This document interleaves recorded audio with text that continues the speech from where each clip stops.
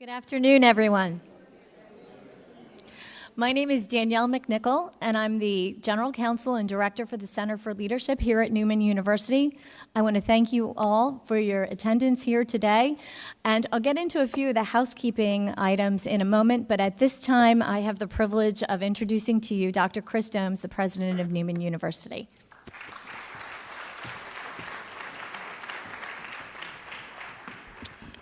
Thanks, Danielle.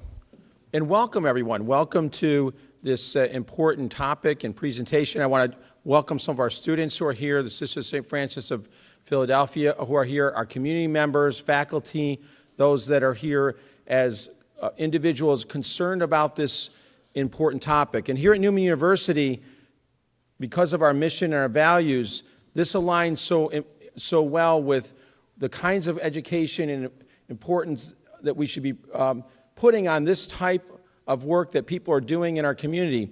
As we sit here on this beautiful campus, and as we call our Holy Hill here in Aston, Pennsylvania, we know that people in the world are suffering. We know there's individuals out there who are struggling in their lives. And today's topic really centers us around a group of individuals that we need to continue to lift up, support, and figure out ways to understand this horrific issue of human trafficking. So I appreciate your attendance here today at Neumann. We have a lot going on our campus. Some of you might have had a hard time finding a place to park. There's a reason for that. We have a record enrollment freshman class this year, so we have a lot of students on our campus this year. And we have a little construction going on too. So one of the emphasis here at Neumann is in the area of health sciences, and we have a brand new health science center going up, which will open in the spring semester. And we have lots of areas that I think really, from a topic area, our academic programs align with this topic as well. So we have students here who are coming out of health sciences, psychology, the liberal arts, criminal justice. So these are areas where students will find themselves in a field that will intersect with this important issue. So again, thank you all for coming today, and thank you for being present on our campus, and welcome each and every one. Thanks. Thank you, Dr. Domes. A few quick housekeeping items for everyone. Anyone here that would like to get a credit for CPE, CLE, CEU, please make sure that you have signed in on the attendance sheet, as well as if there are any requirements for your particular credit that you have to fill out the form, or you pick up your appropriate form. For CLE, please put your yellow piece of paper. There's a nice little floral kind of basket out there. Please put your bottom form in there. I have to send those in so that you are able to receive credits.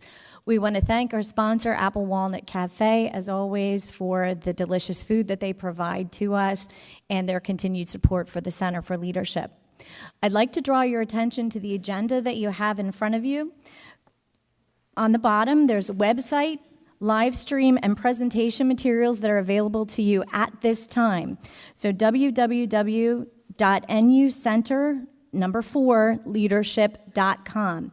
You can sign in there. You can watch this presentation live stream. You can go back and you can get the materials from there. I would welcome all of you to please, when you get a chance, take a look at the materials and specifically the bios for each one of the speakers. We have a jam-packed and expert panel today. We really want to get that rolling, so when I would typically give you more information about people's bios, today we just want to get right into the meat of things. So at the end, we're going to have a Q&A. I'm going to be passing around cards for everyone. Anyone that needs a card, just raise your hand, and we'll be happy to get your questions answered for the panel at the end. We'll be taking a brief break at about 2:35 to 2:45. Grab another snack, use the restrooms. They're located immediately to the right. And finally, in case of the requirement for an emergency or an exit, you have two exits behind you. You have two exits on either side of the stage here. So without further ado, I would like to introduce to you our first group of speakers, the human trafficking in our community. Kat Copeland, our district attorney here in Delaware County. Good afternoon. It's an honor to be here with all of you today to join together and focus on the important topic of human trafficking, a vital public safety concern that impacts, frankly, not only children across our borders, but also in our own very communities. more than we realize, unfortunately, and more than we want to think about sometimes. I would first like to thank Neumann University Center for Leadership, President and Danielle McNichol, for hosting this forum today and consistently, frankly, providing outstanding training and programs for busy professionals such as all of you. Today, you're going to hear from many legal experts, experts in public safety, experts in law enforcement, legal professionals, medical professionals, and victims advocates, all of whom share the common goal of raising awareness, preventing these horrific crimes, and helping our victims recover and heal from the trauma. Some little bit of history. Human trafficking is the world's fastest growing criminal enterprise. It's an estimated $32 billion a year global industry. It is a modern day form of slavery that exploits our most vulnerable populations. It's a form of organized crime in which human beings are treated as possessions. Its victims are subject to sexual and labor servitude, and their victimization is typically ongoing. Often perpetrators of human trafficking seek out the most vulnerable. They actively seek them out, including our children and those who have come from broken homes, foster care, those who've been victimized before, and those who may be struggling with addiction. Victims of human trafficking need justice, they need healing, and accomplishing those goals can be very difficult. They've been broken, they've been traumatized, and many have a deep sense of their own helplessness. Others have an unfortunate loyalty to their perpetrator, which means getting them the best and proper assistance can sometimes be challenging. This can make it difficult for us in law enforcement in our efforts to secure their testimony, which is obviously vital, and evidence against those individuals who are perpetrating these crimes. The needs of juvenile victims of trafficking, their needs are particularly complex, and they require a comprehensive and intensive approach, including addressing trauma, sexual abuse, medical needs, and various safety concerns most of all, as well as obviously the standard, what you would expect, emergency and social services. To understand the problem of human trafficking, we need to remind ourselves of where it occurs. Human trafficking is not only an international concern. In fact, here in Delaware County, we had the first conviction by Pearl Kim, former Assistant District Attorney in Delaware County. In 2012, Derek Alston and Amanda Scott, both of Collingdale, pled guilty to trafficking of persons as the first individuals in our Commonwealth of Pennsylvania to be convicted under state law, which was adopted as early as 2007. They were arrested following a report by local youth advocacy organizations to the Delaware County Criminal Investigation Division detectives regarding a personal ad. And pay attention to these kinds of details because, frankly, it's as easy as this. Because what happened is that there was a personal ad featuring a topless underage female who was being pimped out, if you will. And that's the terms they use by the defendants. The investigation in this case was a cooperative effort. It never is an effort by one agency and one agency alone. It was led by our Criminal Investigation Division, the Philadelphia FBI Violent Crime Task Force, and the Collingdale and Darby Borough Police Departments. Since that conviction, we've had several human trafficking arrests in Delaware County, several convictions. But there is no question that the complexities surrounding the law poses challenges to investigators and prosecutors with our efforts in cracking down on human traffickers. With our partners, we continue to rout out trafficking cases, and fortunate enough to have dedicated resources and staff to address these odious crimes.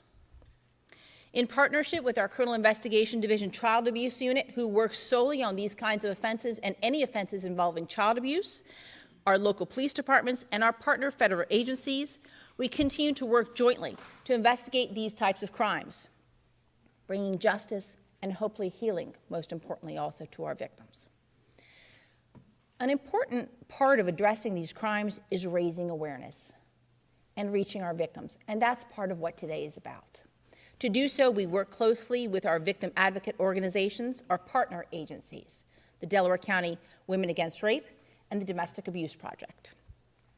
By educating ourselves, by pooling our joint resources and reaching out to victims, we can make a difference. We believe we can do it, and we do it every single day. Today, however, working together with all of you and sharing best practices is part of that continuing goal. Thank you, and enjoy your program.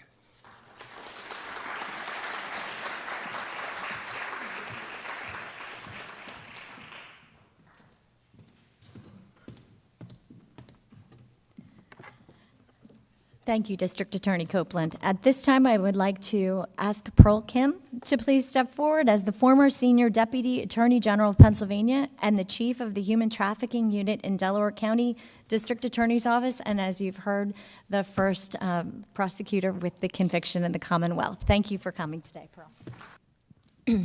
Good afternoon, everyone.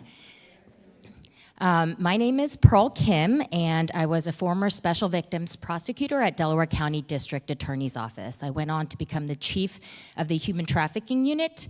I am no longer there. I'm actually currently running for Congress in Pennsylvania, but that's a whole nother story for a whole nother day.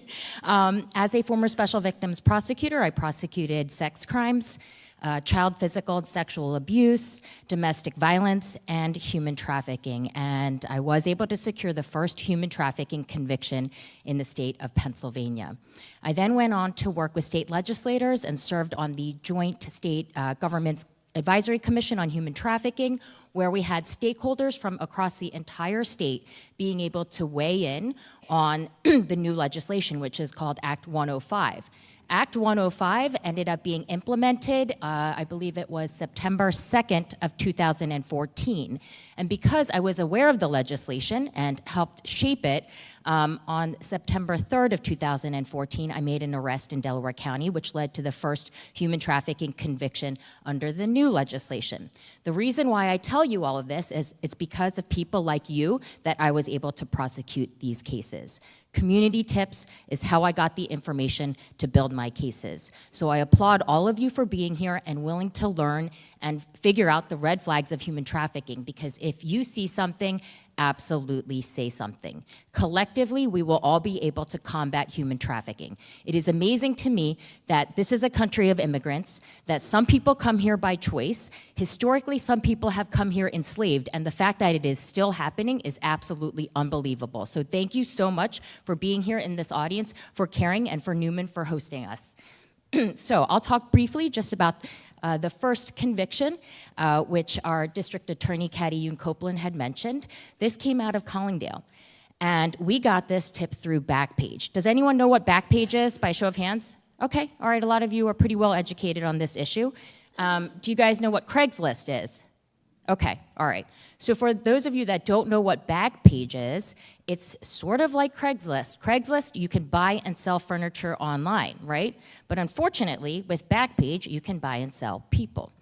And so there was a community advocacy group that found this juvenile dressed in various stages of nudity, and they sent the tip over to our office. As a result of it, we showed it to our pediatrician, who said that the juvenile was probably approximately between 12 and 16 years of age. And based on the various stages of nudity, we knew at a minimum we had some sort of felony. And so that created the proactive investigation, in where we were able to find and raid this brothel. So what I've learned through the course of prosecuting these types of cases is that human trafficking looks very different depending on the network that you're dealing with, right? There's domestic sex trafficking, which looks very different from international sex trafficking, which quite frankly looks different from labor trafficking.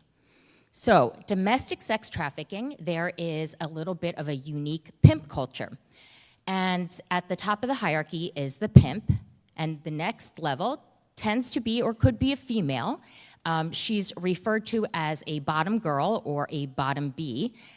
You'll see some of the language in a minute. And then she is the one that's typically managing the girls and the ladies beneath her, the ones that are actually being sold. So it's an organized crime, and there's a very unique culture here. For example, I've been told numerous times that they have like a set of pimp rules, right?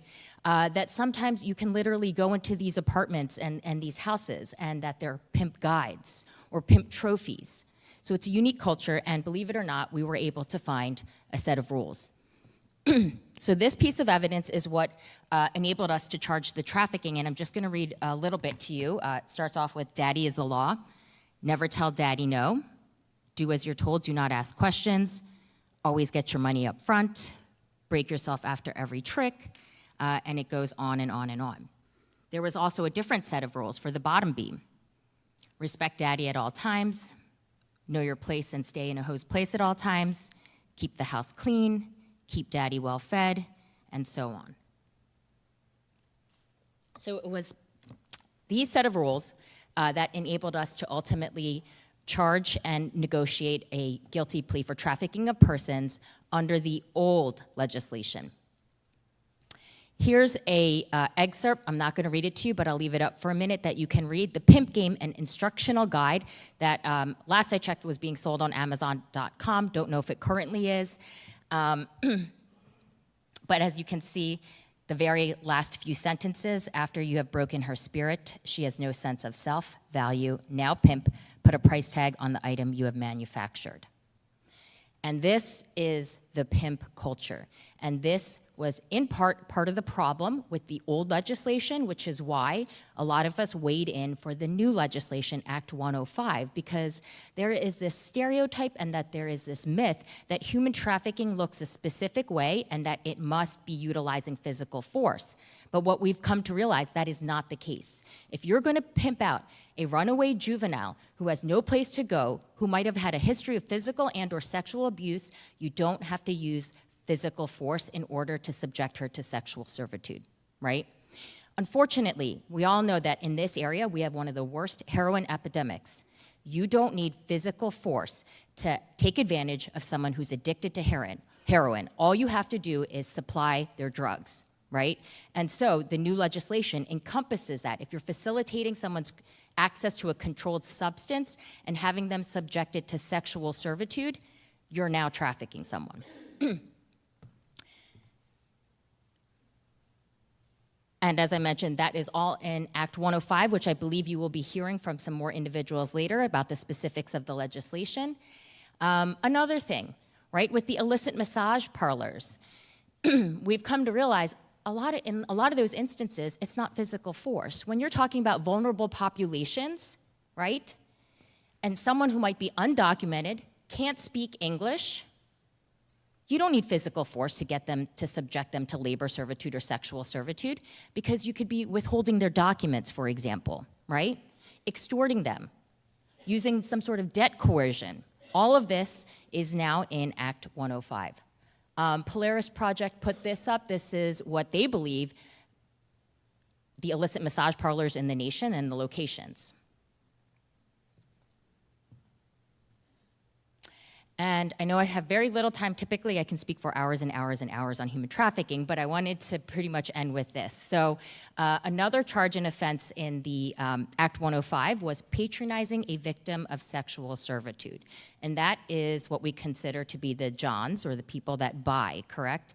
So under the new legislation, it is a felony. It is a pretty high burden for a prosecutor to be able to prove, but we were able to do so in Delaware County, and that was Mr. Sips, and ultimately he did get convicted for patronizing a victim of sexual servitude. And so with that, I want to leave you with the hotline number. Like I said, if you see something, say something. Please jot this number down. What ultimately happens is Polaris Project is running this national hotline number, and the tips that you relay to them will eventually come back to local law enforcement and federal law enforcement. So again, thank you so much for being here, for your time, and I'm very serious. Everyone in this room can absolutely be a part of combating human trafficking, and I really, really appreciate it. This is something that has to be done collectively, and so it's just amazing that you're here. Thank you.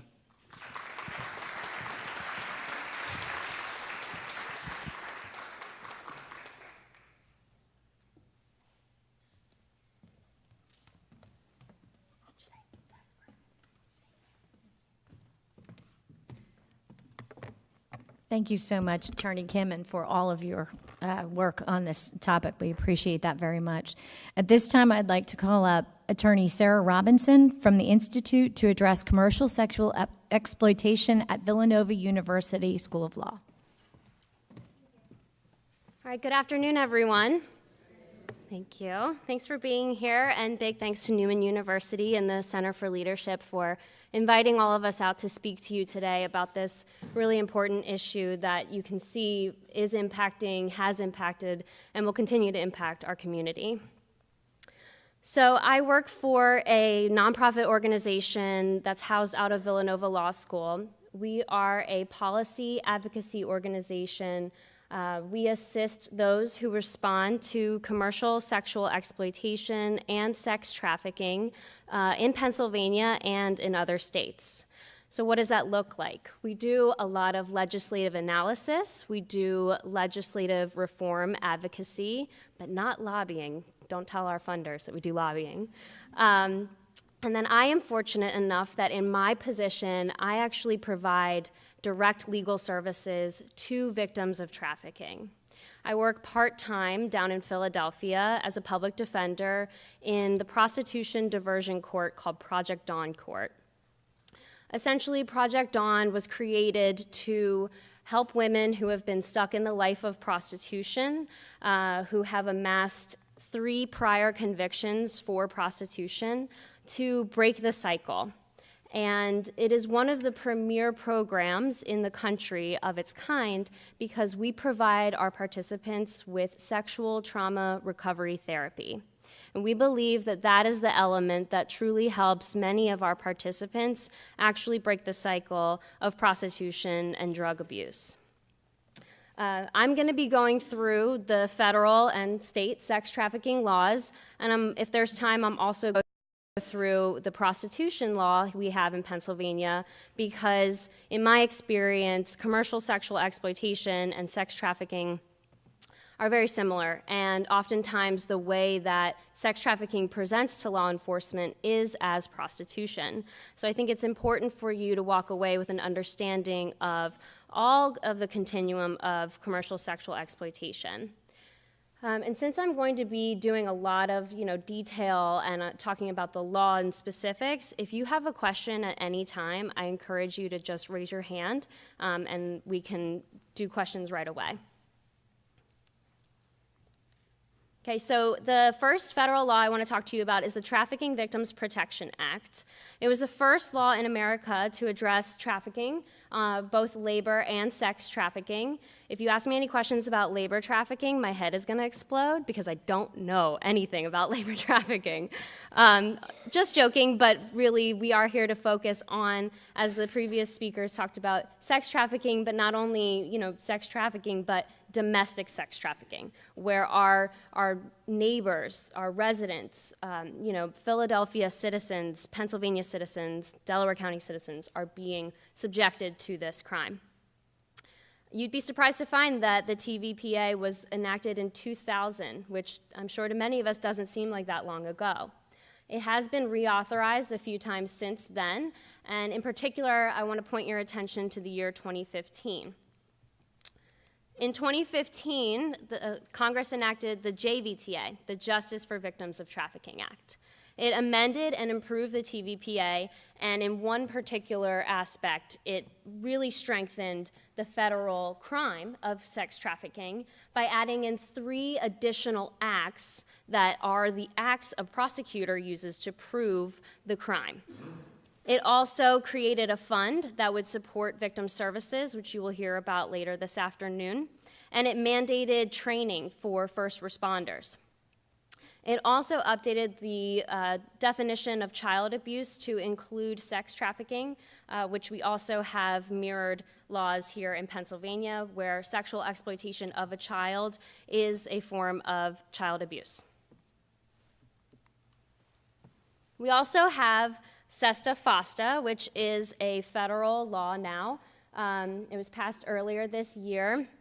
It was in the news a lot because it changed the Communications Decency Act, which was a bill that was passed in 1996, many years ago when the internet was forming. And the Communications Decency Act, Section 230, gives immunity to websites. So if you are a website platform that allows users to go on and create content like Facebook or Twitter, it gives immunity to those websites so that they're not liable either civilly or criminally for what you put or what another person puts on their website. It's a very smart idea. It's a very important immunity. But what Sesta FOSTA did was carve out an exception to that blanket immunity. And it said if you are a website that facilitates user content for the purpose of facilitating sex trafficking, then you will be criminally liable, you will be civilly liable, and it permits litigation to go forward against those kinds of websites. Since this was in the news a lot, and there's a lot of op-eds and a lot of information about it, I just want to pause real quick and see if anyone has a question about Sesta FOSTA or Backpage. Okay. So here's the federal crime of sex trafficking. It's called sex trafficking of children or by force, fraud, or coercion. So as a lawyer, I look at that and I think, okay, what's the purpose of that or? It tells me that when you have a child, you do not need to prove force, fraud, or coercion. I'm going to show you a slide where I do the act of sex trafficking by a means for a purpose, breaking down the law into those elements. But when the victim is a child, you do not need the means element. You do not need to prove force, fraud, and coercion because a child cannot consent to being sold for sex. So this is for all you visual learners out there like me. We've got the act by means for a purpose. We know the purpose, right? It's sexual servitude, a commercial sex act, debt bondage. Keep in mind this law has to do with, well, it is the sex trafficking, but when we go through Pennsylvania's law, it encompasses both kinds of trafficking, labor, and sex. So trafficking is recruiting, enticing, harboring, transporting, providing, obtaining, advertising, maintaining, patronizing, or soliciting a person by force, fraud, and coercion, or a child for the purpose of commercial sexual exploitation. That means that the law criminalizes a really broad spectrum of conduct, right? You don't have to prove that they were recruiting them or driving them somewhere, or just one of those acts is all you need to build your case of trafficking. So when I read that, I think about all of the perpetrators who are responsible. It's not just the pimps and the traffickers. It's also the sex buyers, the Johns, the demand, those that are driving the demand for the person who's in sexual servitude. There's also facilitators who are responsible criminally and civilly for facilitating these crimes. If you have a hotel that's knowingly benefiting financially for facilitating the harboring of an adult victim or a child, you bet that's trafficking. They're harboring them. You may have a transportation agency, an Uber driver who gets a bit of the cut, a security personnel at a hotel who is helping to maintain. So remember I said the JVTA, it amended the TVPA and really strengthened it for us. And how it did that was by adding in 3 additional acts. And those are the ones that tell me that the federal government is sending a message saying that sex buyers are liable for trafficking if they engage in that conduct. So we have advertises, which was really going after the websites like Backpage.com. And they also added in patronizes and solicits. And they did this after a case came out of the 8th Circuit called Youngers, wherein 2 sex buyers were being charged for child sex trafficking, and they appealed. They were convicted, and they appealed. And they said, we're not sex traffickers, we're just sex buyers. We're not out there pimping these kids. And essentially what the judge in the case ended up saying was, he gave this long fact pattern of saying, okay, so say I get a victim from her pimp, I obtain her. That was the act that they were being prosecuted on. Say I obtain this girl for sex, and I fly her to Las Vegas for a weekend, and I entice her with $100 extra for each additional sex act. I also harbor her in my hotel room. I maintain her with drugs or with food, and then I transport her back to her trafficker and give her back and say, have a nice day, right?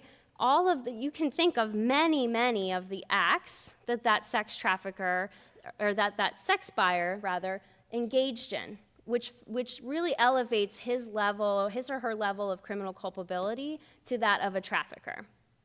Now, I don't want anyone to get the wrong message that I'm advocating that all sex buyers be prosecuted for trafficking, but I do think that child sex buyers and sex buyers that are really pushing the market, that are on the review boards and they're on websites saying, keep so-and-so here, she does X, and they actually are driving the market and actively participating in the trafficking movement and trends, should be gone after as traffickers. And we know the purpose now. It's a commercial sex act on account of which anything of value, not just money, not just drugs, anything of value is given to or received by any person. So to me, that tells me that you don't need just two people to have sex trafficking. You could have something of value given to this person so that person, it involves a lot of people. Whenever you see words like any in a law, it's very broad. Any questions on the federal sex trafficking laws? Okay. So now we're going to get into Act 105, which my colleagues earlier were referencing. Act 105 was passed in 2014. It had three goals, which were really to focus on the prosecution of human trafficking and strengthening those provisions that we already had in our law, preventing human trafficking, and providing protections for victims and survivors. So far, the Institute has tracked 27 successful convictions for the crime of trafficking in persons, including the 2 in Delaware County. We know there are 29 ongoing cases in the state level in Pennsylvania, and 14 cases have developed into federal matters. A few others, unfortunately, have been withdrawn, or the charges have been dropped to a lesser offense. But we're tracking that data all the time. So Act 105 gave us a really clear definition of what sexual servitude is and what it looks like. And you'll see here that it's similar to the federal law. It's any sex act or performance involving a sex act of which anything of value is directly or indirectly given to, promised or received by any individual, or which is performed or provided by any individual. And we have the split again here, kind of like in the federal law, obtained from a minor or obtained from an adult by the means set forth in 3012B. We can't be as simple as the feds and say force, fraud, and coercion. We had to go ahead and list out 13 factors that look like force, fraud, and coercion. So we've got most of the same acts. You'll see here that we're missing advertises and patronizes. So for about 7 or 8 months there, we had a better law here in Pennsylvania than the feds did, because our law does include solicits as one of the acts. So if a Pennsylvania prosecutor has a case where a sex buyer was engaging in trafficking, they could use solicits for their case. But we need to really go back and ask our lawmakers to amend this and include advertises and patronizes to bring us back in line with the federal law. It is a felony of the first degree, and the maximum penalty is 10 to 20 years in jail or a $25,000 fine. And the perpetrator must also register as a sex offender for life. So here are those means, and I broke them down into the buckets of force, fraud, and coercion, just to get you guys thinking in that way. So force is what you think it might be, causing serious harm or threatening to cause serious harm, physical restraint, kidnapping. We've got fraud, which is fraud. We have no case law on that to really tell us what does that look like. in Pennsylvania, but out of the Eighth Circuit, again, we do have one case. It's called U.S. v. Bell. And in that case, the judge found that the trafficker engaged in boyfriend-like behavior that he said constituted fraud. So he was telling his victim, white picket fence dream of we're going to be together and we're together, it's just you and me, and really selling the dream. And again, the judge said that boyfriend-like behavior was fraudulent. We also have coercion, abusing or threatening to abuse the legal process. With my clients in Project Dawn Court, I see this a lot with respect to DHS. Oh, I'm going to call DHS on you. Your kids are going to be taken away from you. We also see it with, foreign nationals, their traffickers threatening to call the police or, getting rid of their documents, anything to threaten them with the legal process. It's psychological abuse, it's coercive. We also have criminal coercion as one of our means, which is its own separate crime in Pennsylvania. And then lastly, I want to highlight the number 12, which is facilitating or controlling the individual's access to a controlled substance, which Ms. Kim brought up in her presentation. This one is really important given the heroin epidemic throughout Pennsylvania and that I've seen on the ground in Kensington. And I just wanted to share this anecdote with you all because in terms of, geeky statutory construction, I think the legislator really got it right on this one, because not only did they say facilitating someone's access, like meaning giving it to them, helping them get it, they also said controlling it. And I actually had a client who was trafficked by someone. She was addicted to heroin, and they trafficked her from Philadelphia to Baltimore. And they actually, instead of getting her addicted to the drugs deliberately, they forced her to detox and helped her get off the drugs. But then in that way, she was, bound to this person who was controlling her access to her new drug, which was Suboxone, which is a medication people use for opioid addiction. So I just thought, wow, it's not just what you think, forcing someone to start using drugs or, really preying on a vulnerable person who already has an active addiction. It can also go the opposite direction and forcing somebody to go through withdrawal.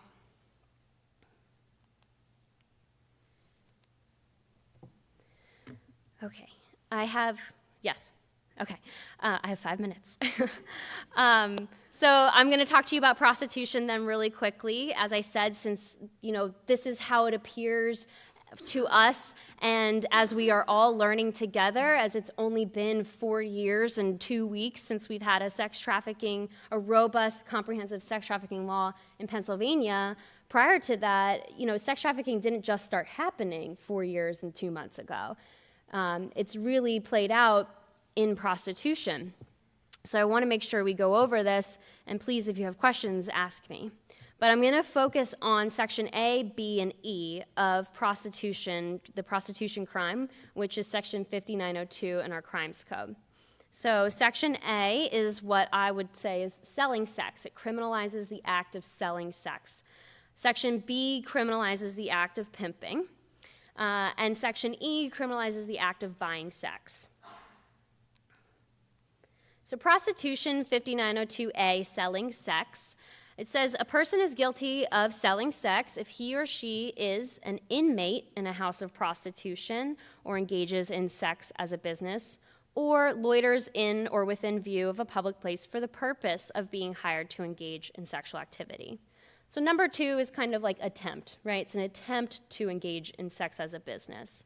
But what I want to point out to you here is the language and the term inmate. So already inherent in our law is this understanding that a person who is selling sex may be forced to do so. Then we have Section B, pimping.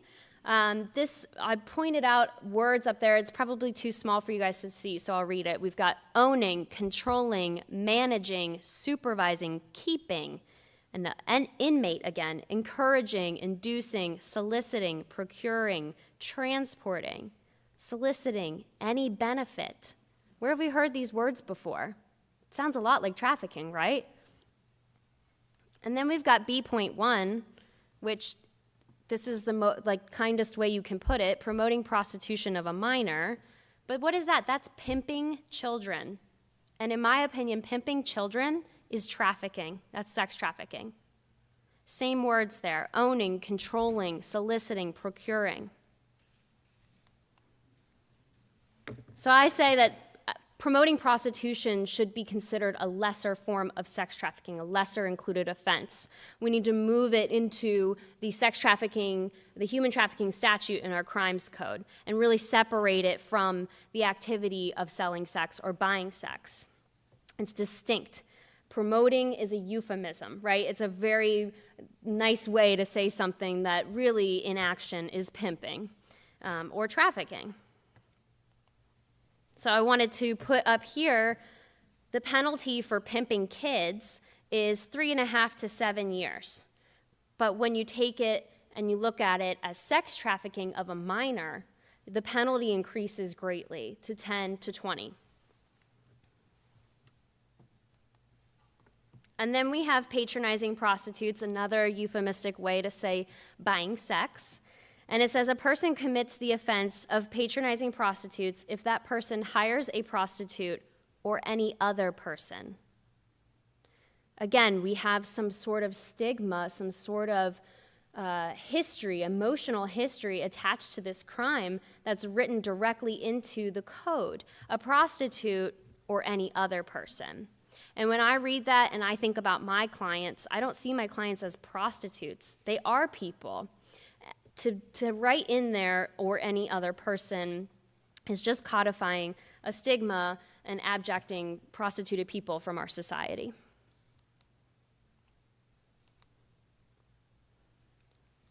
Another little visual for you guys, and I'll leave you with this.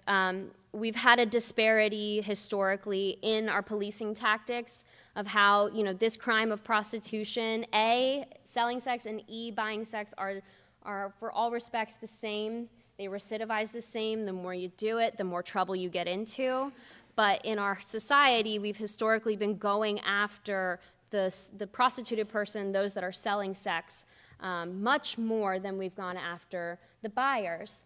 And hopefully I gave you enough information about demand to understand that in order to combat commercial sexual exploitation and ultimately sex trafficking in our communities, we need to start going after the buyers more. All right, thank you so much for your time. Thank you. Thank you so much, Attorney Robinson, for all that great material. At this time, too, I just want to remind everyone that all of the materials that we have today, all of the presentations will be available to you on the Neumann Center for Leadership.com website. At this time, we're just going to make a slight adjustment to our agenda, and we would like to call Alexis Krieger and C.J. Jackson of the Federal Bureau of Investigation. Hello. Okay. Hi, my name is Alexis Krieger. I'm a victim specialist with the FBI in Philadelphia. My name is C.J. Jackson. I'm a special agent with the FBI in Philadelphia as well. So we both sit on the Crimes Against Children squad in Philly, and you've already gotten a really good baseline from our colleagues. It's very difficult to give a really good comprehensive view of human trafficking in about 20 minutes. So we're going to give a really small snapshot of what the FBI does in regards to human trafficking in Philadelphia. So what we want to do is talk a little bit about how we interact with victims and what we do. So the average age of entry into the life is about 12 to 14 years old, which is a pretty staggering statistic, right? And most of the time when we interact with adults, they have not gotten into the life as it's known. You heard Pearl Kim talk about that there's a whole language right to this. And so when we ask them, how did you get into the life? How did this happen? When we talk to adults, they pretty much always got, turned out, as it's called, as kids. It's really rare that we meet adults that got into this life, unfortunately, as adults. So how does a child become a victim? How does this even start? Well, parents selling kids, we have had cases. That's a little more rare. Violence and force and kidnapping, that absolutely does happen. We have had situations where children have literally been kidnapped and forced into these situations. But what we see a lot of, and Pearl also mentioned this, is that seduction and coercion, right? That kids that we see a lot of times are the foster kids, the runaways. And what we want to hit home is that anybody can be a victim. We see victims from all walks of life. I mean, we've had cases with every socioeconomic, religious, racial background. So we really want to hit home that anybody can be a victim. But when we look at our caseload, a lot of the victims that we have are runaways, kids with history from children and youth, DHS, child abuse in their backgrounds. Anything else you want to add about? And just to reiterate, it doesn't have to be anyone that's of lower class. We had a sting one time where a young lady was actually, she went to a prestigious university. Both her parents were law professors there. So it can touch base anywhere. So it just doesn't have to be a certain criteria. Anyone's subject to it.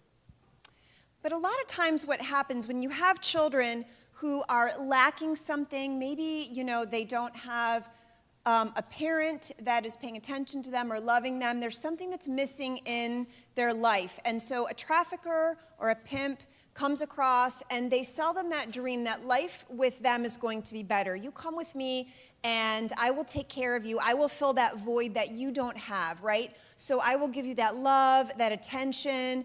I will be that father figure, that boyfriend. And when you are a kid that is lonely or you have a low self-esteem or you're not getting that love that every child deserves, that person can look really appealing. And it's very easy to fall into that trap. So a lot of times, that's how these kids fall into this, unfortunately. So that is very common, that seduction and coercion. So also the false advertising for modeling. You heard the Backpage and Craigslist example. A lot of times we have cases where there will be an example of make $1,000 in a day. Well, most of us know that sounds way too good to be true, right? We wouldn't fall for that. But you take a vulnerable kid or an adult and they think, wow, that sounds amazing, right? So they answer an ad and then somebody on the other end of the line says, hey, send me a selfie, let me see what you look like. And they send the selfie and the person says, you're beautiful. I'm going to send you a Greyhound ticket to come out to Newark or to Philly or wherever it may be. And then that child or that adult winds up in a situation that they can't get out of. Go ahead. And it's also modeling. I had a case as well where girls were recruited for cleaning services as well, where they just were coming in, I think they were saying something about $20 an hour. Young girl was actually brought right here in the Chester area and was brought to a vacant house where there was 3 men waiting for her for a date. So it's any type of advertisement the kids need to be very wary of. Yeah, and along those lines, I used to work in our Newark division for a period of time, and we had a young lady answer an ad. She was in DC, and she answered an ad that she thought was going to be modeling. She showed up to a warehouse, and it was filled with cameras and multiple men, and she was sexually assaulted, and it was videotaped. So unfortunately, this is also something that happens. And peer recruitment, we're seeing that more and more, where kids are in the, under the force of a pimp or trafficker, but they're going to school by day, and then they are recruiting other children in the school to work for that trafficker. And then the big thing, obviously, is social media, right? So Kik, Instagram, Snapchat. Facebook isn't as popular anymore with kids. Most of us older folks have it, but kids don't have it as much anymore. And, pimps and traffickers, they troll those social networking sites, and they cast that net, and they create fake profiles, or they reach out, and they, again, they can sell that dream on those internet sites, and they reach out to vulnerable kids, and they'll flash money, they'll flash cars, and that can look really appealing to vulnerable populations. So where does this happen? Where do kids get recruited? Well, anywhere kids hang out, right? Shopping malls, that's where we hung out when we were kids. Shopping malls, social network sites like we just mentioned, that's huge. Shelters, when kids run away, they go to shelters. So I had a case in Atlantic City where we had a young lady and she ran to Covenant House, and we had a pimp who literally hung out outside of Covenant House waiting to try and recruit vulnerable kids. Buses and train stations. Again, when you have runaways, they're going to be at the Greyhound stations, they're going to be at the train stations. We talked about the modeling websites, and we even had a pimp that would hang out in the back of juvenile court. Because when you think about juvenile court, right, you have vulnerable kids that are in juvenile court going in front of judges and things like that. So when we talk about CSAC, which is the same thing as child sex trafficking, gang-based, and someone can just yell this out. Why do gangs get involved in trafficking? You guys are a smart audience. That's what it's all about, right? At the end of the day, this is all about money. So, and you guys may have heard this, but if you just think about it common sense-wise, you can sell a gun to somebody and they give you money and you walk away and the deal's done. You can sell drugs and they give you money and the deal's done. But a human body can be sold over and over and over, right? So if you think about that, that's very profitable, and the gang isn't putting anything out. So as an enterprise, as an organized crime, like Pearl Kim mentioned, that's very profitable. And once the body is used up, dies, whatever it may be, they just get another body. So it's a very profitable thing. There was a case out of Fairfax, Virginia that the FBI had, and if you want to Google it, it's very interesting. But it was the underground gangster Crips, and they literally were a violent gang that were recruiting high school girls, and these girls were being forced into prostitution by night and going to school by day. And this was happening under the noses of their parents, who literally had no idea until it was busted, and they were arrested and charged federally. Intrafamilial pimping, that's something that's generational, that sometimes just happens through a family. So the example I like to give is we were doing stings for the Super Bowl in Jersey, back when it was in New Jersey, and we met a young lady, and she came down with a pimp, and we sat and talked to her, and her story was that her uncle, her grandpa, and her dad were all pimps, and it was expected of her that that was what she had to do. She had to sell her body because it was something that the family did. So that would be an example of interfamilial pimping. Do you want to talk about the internet-based? A lot of the cases that we build are largely based around internet. That's the life we live right now. Everything's on the web. Like I spoke about earlier with Backpage, Craigslist. With the closing of Backpage, that has opened up a numerous amount of other websites that are advertising for sexual advertisements. Anything you can think of, you can find on the web.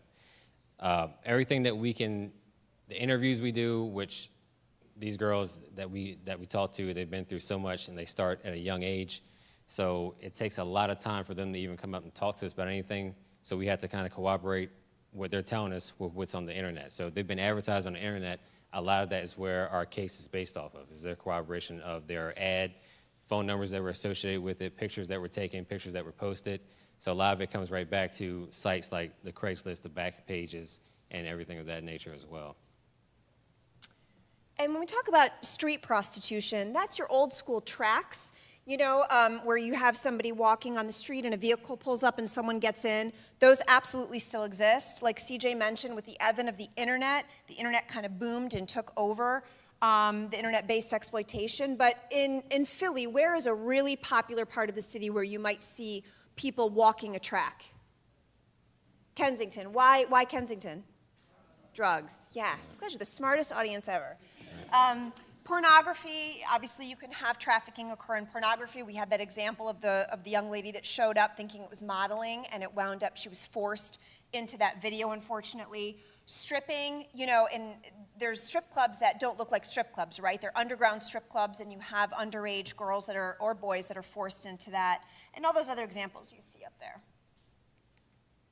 So how does the FBI and law enforcement identify victims? How do we do that? So we do proactive sting operations, and we're going to show you a video. By a show of hands, has anybody heard of Operation Cross Country? Our colleagues, and a few people. So Operation Cross Country is something that we do annually, and it's a concerted nationwide effort to recover children who have been forced into the life. And we also assist adults. So it's something that we've done 11 years of at this point. And we also do it on a smaller scale in Philadelphia and our surrounding areas throughout the year. And our goal is to recover victims. So we're going to show you a video and talk about that. But the thing that we are really proud of in Philly and across the FBI nationwide is we really take a victim-centered approach. And you heard District Attorney Copeland mention all those organizations that we work with. It really is a team effort when we are working with victims. We have to work with our local resources, our NGOs, because you cannot do this alone. These victims require a lot of help, and it's a team effort working these cases. The FBI can't do this alone. Hotline tips, I think you heard all of our speakers, and Sarah ended her slide on that. We get hotline tips from the National Human Trafficking Hotline, so that gets disseminated to all appropriate law enforcement, and we deconflict with each other, so we get tips that way. Self-reporting, that's a little more rare, but sometimes victims self-report. We had a victim that actually reached out to us for help. What happened was our squad had gone out and done a search because there was a tip that there was a 10-year-old being trafficked. Thankfully, that was not the case. But a young lady, an adult, showed up for her shift with this pimp, and one of the agents on the squad had given his card to her and said, if you ever need help, call. Well, she called 2 weeks later and said, I've been living in a park and I haven't eaten in 2 days. So this agent came to my desk and said, can you help her? So we wound up getting her into a shelter called Dawn's Place, and she wound up getting her GED, and she's living in her own apartment now, and she's doing great. So that actually does happen. And then other agency referrals, places like Salvation Army, hospitals, things like that. So this is going to be a video, and I'm hoping it plays because we didn't have time to test it, but this is an example of what we do when we go out and do Operation Cross Country. Is there sound? This video provided by the FBI gives an insider's view of what it takes to stop sex traffickers and rescue the children they drove into prostitution. This is undercover work in Colorado and Ohio, but similar operations happened in Arizona, especially around Maricopa County. Advertising matches prostitution, helps the agents find both. Agents watch the motels and the truck stops. Mike, if you want to go ahead and start moving, I got the car. Pagers and cell phones are part of the process for an international business. You from Russia? How did you end up coming from Russia to Denver and do this? How did that happen? This is the 11th year for the program the FBI calls Operation Cross Country. Besides the U.S., it includes international law enforcement from Canada, the U.K., Thailand, Cambodia, and the Philippines.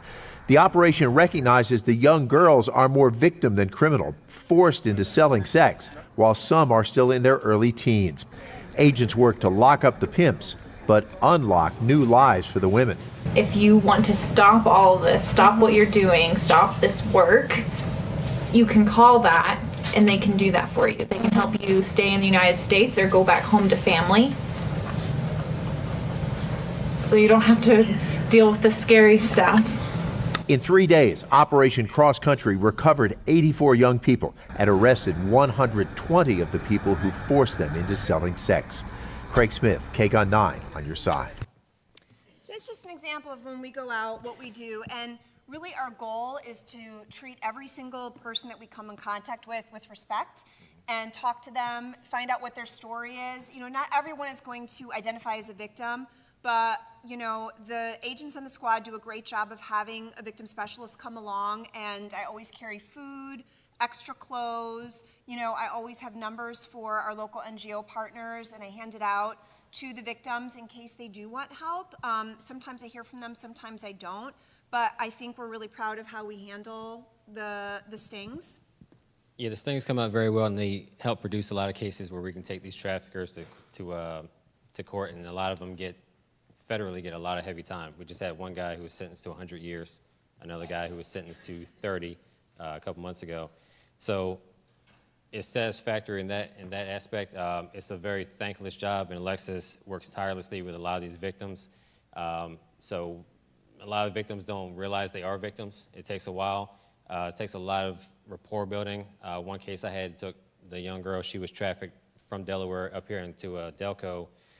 And I think she was 16 at the time, and it took almost 4 or 5 months of just repeatedly just talking to her, not even just case-wise, just talking to her, just letting, because she's never had anyone just call her, check on her, see how her day is, and that goes a long way with these girls, and if you make a promise to them, you keep it.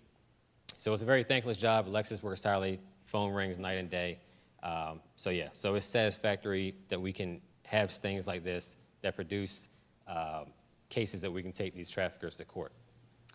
And you'll hear us use the female pronoun a lot, and that's not to say there aren't male victims, there absolutely are, but the majority of the victims that we see are female, so you'll hear us use the female pronoun a lot. I'm going to let CJ tackle this slide, and this is a little bit more going into pimp tactics and how they keep control over victims. So a lot of the, and what you've probably heard and seen, is a lot of force, fraud, or coercion. A lot of these girls are physically abused, but the physical abuse is nowhere near as bad as the mental abuse. These pimps come at, and I'll touch on a couple of these pimps come at these girls with a wide array of different ways of approaching them. Isolation, for one. They'll isolate them from their families, their friends, anyone who the pimp thinks can take these girls away from him, so it makes the girl think that that's her world. She doesn't need anyone else but the pimp. So he'll isolate them from family members or anyone else who cares about them, just so it's, everything in her world is him specifically. The exhaustion part of it, like a lot, we've come across some of these things like Operation Cross Country where these girls literally have not slept in 48 hours. So you're sitting there interviewing what pretty much is like a zombie. They don't know where they are, they don't know what time it is, how long they've been up, and a lot of these girls have to earn the right to eat. So we've come in contact with one girl, I think she didn't eat, I think maybe a McDonald's hamburger in almost a little over 24 hours as a form of punishment for not making the amount of money the pimp wanted her to make. So they just continue to break these girls down mentally, and it takes a toll on you after a while. A lot of these girls are strong. Some of them bounce back, a lot of them don't, unfortunately, but the ones that do, kind of takes time to get through that. Some of the indulgences, like I said, they'll beat the girls down mentally, but then maybe one day they'll take them out shopping, or they take them out to get their hair done, their nails, or anything like that. So they'll beat them down to a point where they feel they have nothing left, and then they'll bring them up a little bit. So now they think, he does love me, he cares about me, so he's not as bad as I thought he was. And it's even harder to break them out of that mental cycle that this man does not have your best interest in mind. He's making money off of you, and when he's done, he's going to just put you to the side and try to recruit someone else just like you. The threats, I have one case in particular where we just arrested 2 traffickers out of Delaware who were trafficking through Delaware, right here in Delco, through the airport, all the way up through New York. And they were very heavy with threats. So they would go to the grandmother's house, pick up the one girl, and with threatening, look, she's mine now, don't look for her. If you try to look for her, I'll kill you, I'll kill anyone who comes after her, to the point where the grandmother saw the girl being dragged by her hair down the street by the pimp in a moving car. So the threats go a long way. A lot of family members are scared to say anything and the girls as well. A lot of girls won't go back home because they're scared of what the pimp might do as far as retaliation of them leaving and going towards their family. And then you have stuff like enforcing trivial demands, like stupid stuff like these guys have, what we talked about earlier, like pimp rules. So if a girl leaves a pimp early or goes to another pimp, she might have to pay the pimp a fee for leaving him, which means that she's going to be working for free until she pays back what's owed to him for him leaving early. So, and it goes right back to the mental aspect of just continuously breaking the girls down until they feel that they have nothing left but to work for this guy, and that's all it is. And then, I'll touch base briefly on some of the physical aspects that are on here. These pimps will go above and beyond to brutalize these girls. I've been to hospitals. Alexa's been to a hospital with me one time where a girl had both her eyes blacked out. Her jaw was almost broken. Another pimp that I sold a case based on all adults. It had no minors in it. And it's very hard to prosecute an adult case because people are like, well, they're adults. Why couldn't they just walk away? And a lot of that is because of these tactics. The guy broke her collarbone, broke her jaw. He pretty much raped her with an inanimate object, all types of things you can imagine. So the violence aspect goes just as far as the mental, but a scar can heal physically. Mentally, it takes much longer. So as CJ explained, we know victims are targeted, tricked, traumatized, and that cycle just keeps repeating, unfortunately. So the needs of our victims, there's a lot, and anyone in these first 2 rows can attest to that. It's a lot of work, so we want to address those basic needs first, right? That food, shelter, clothing, so we all really have to work together a lot to get those done. and we want to address those first. So we try to find those things for them, those immediate needs, and then the long-term needs, all the things you see up there.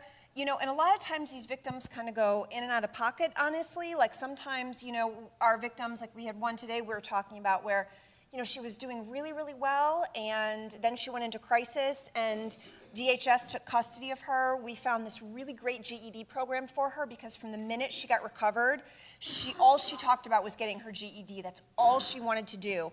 So we found this great program for her. She started it, and then she unfortunately wound up calling her DHS worker because she was literally getting beat up by this adult man she was with. They went and put her into like a group home. She ran from it, and the last sighting of her was going into an abandoned house with an adult man, and she's not been seen since. We can't reach her, and we have no idea where she is. So it's just really sad and frustrating, and a lot of times we don't hear from victims, and then all of a sudden they kind of pop back up. The victim that CJ mentioned that had her eyes blacked out that we saw at the hospital, that was last July. It was July 4th holiday. We got called out on that. That's a victim that I've actually had for 6 years in my life. It started when I was in Newark Division, and she was a victim from Atlantic City. She's had probably 4 different pimps, and I still talk to her. I hear from her off and on. But this is a violation that is so difficult to get out of. These victims find themselves in and out of the life a lot. It's just very, very difficult. And, you know, as much as sometimes they want to have a square life, as it's known, like we all lead, it's just very, very difficult.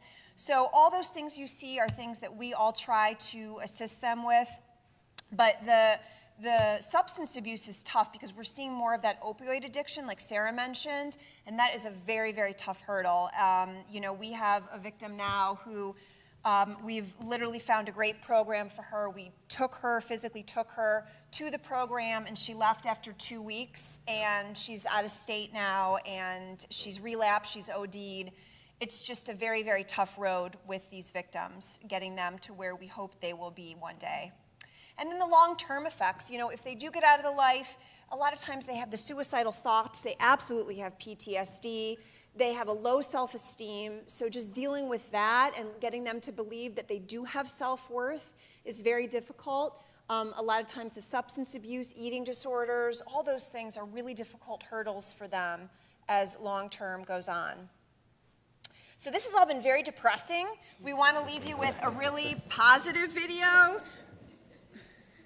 This is a success story. He made it possible to where, like, I went shopping, and then the next morning he told me about how I can make some really good, fast, easy money. I was like, okay, I'll try it.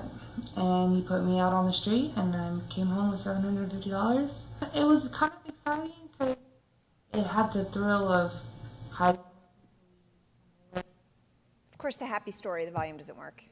No, it's just, there was this excitement, like adrenaline rush kind of thing in the beginning. About...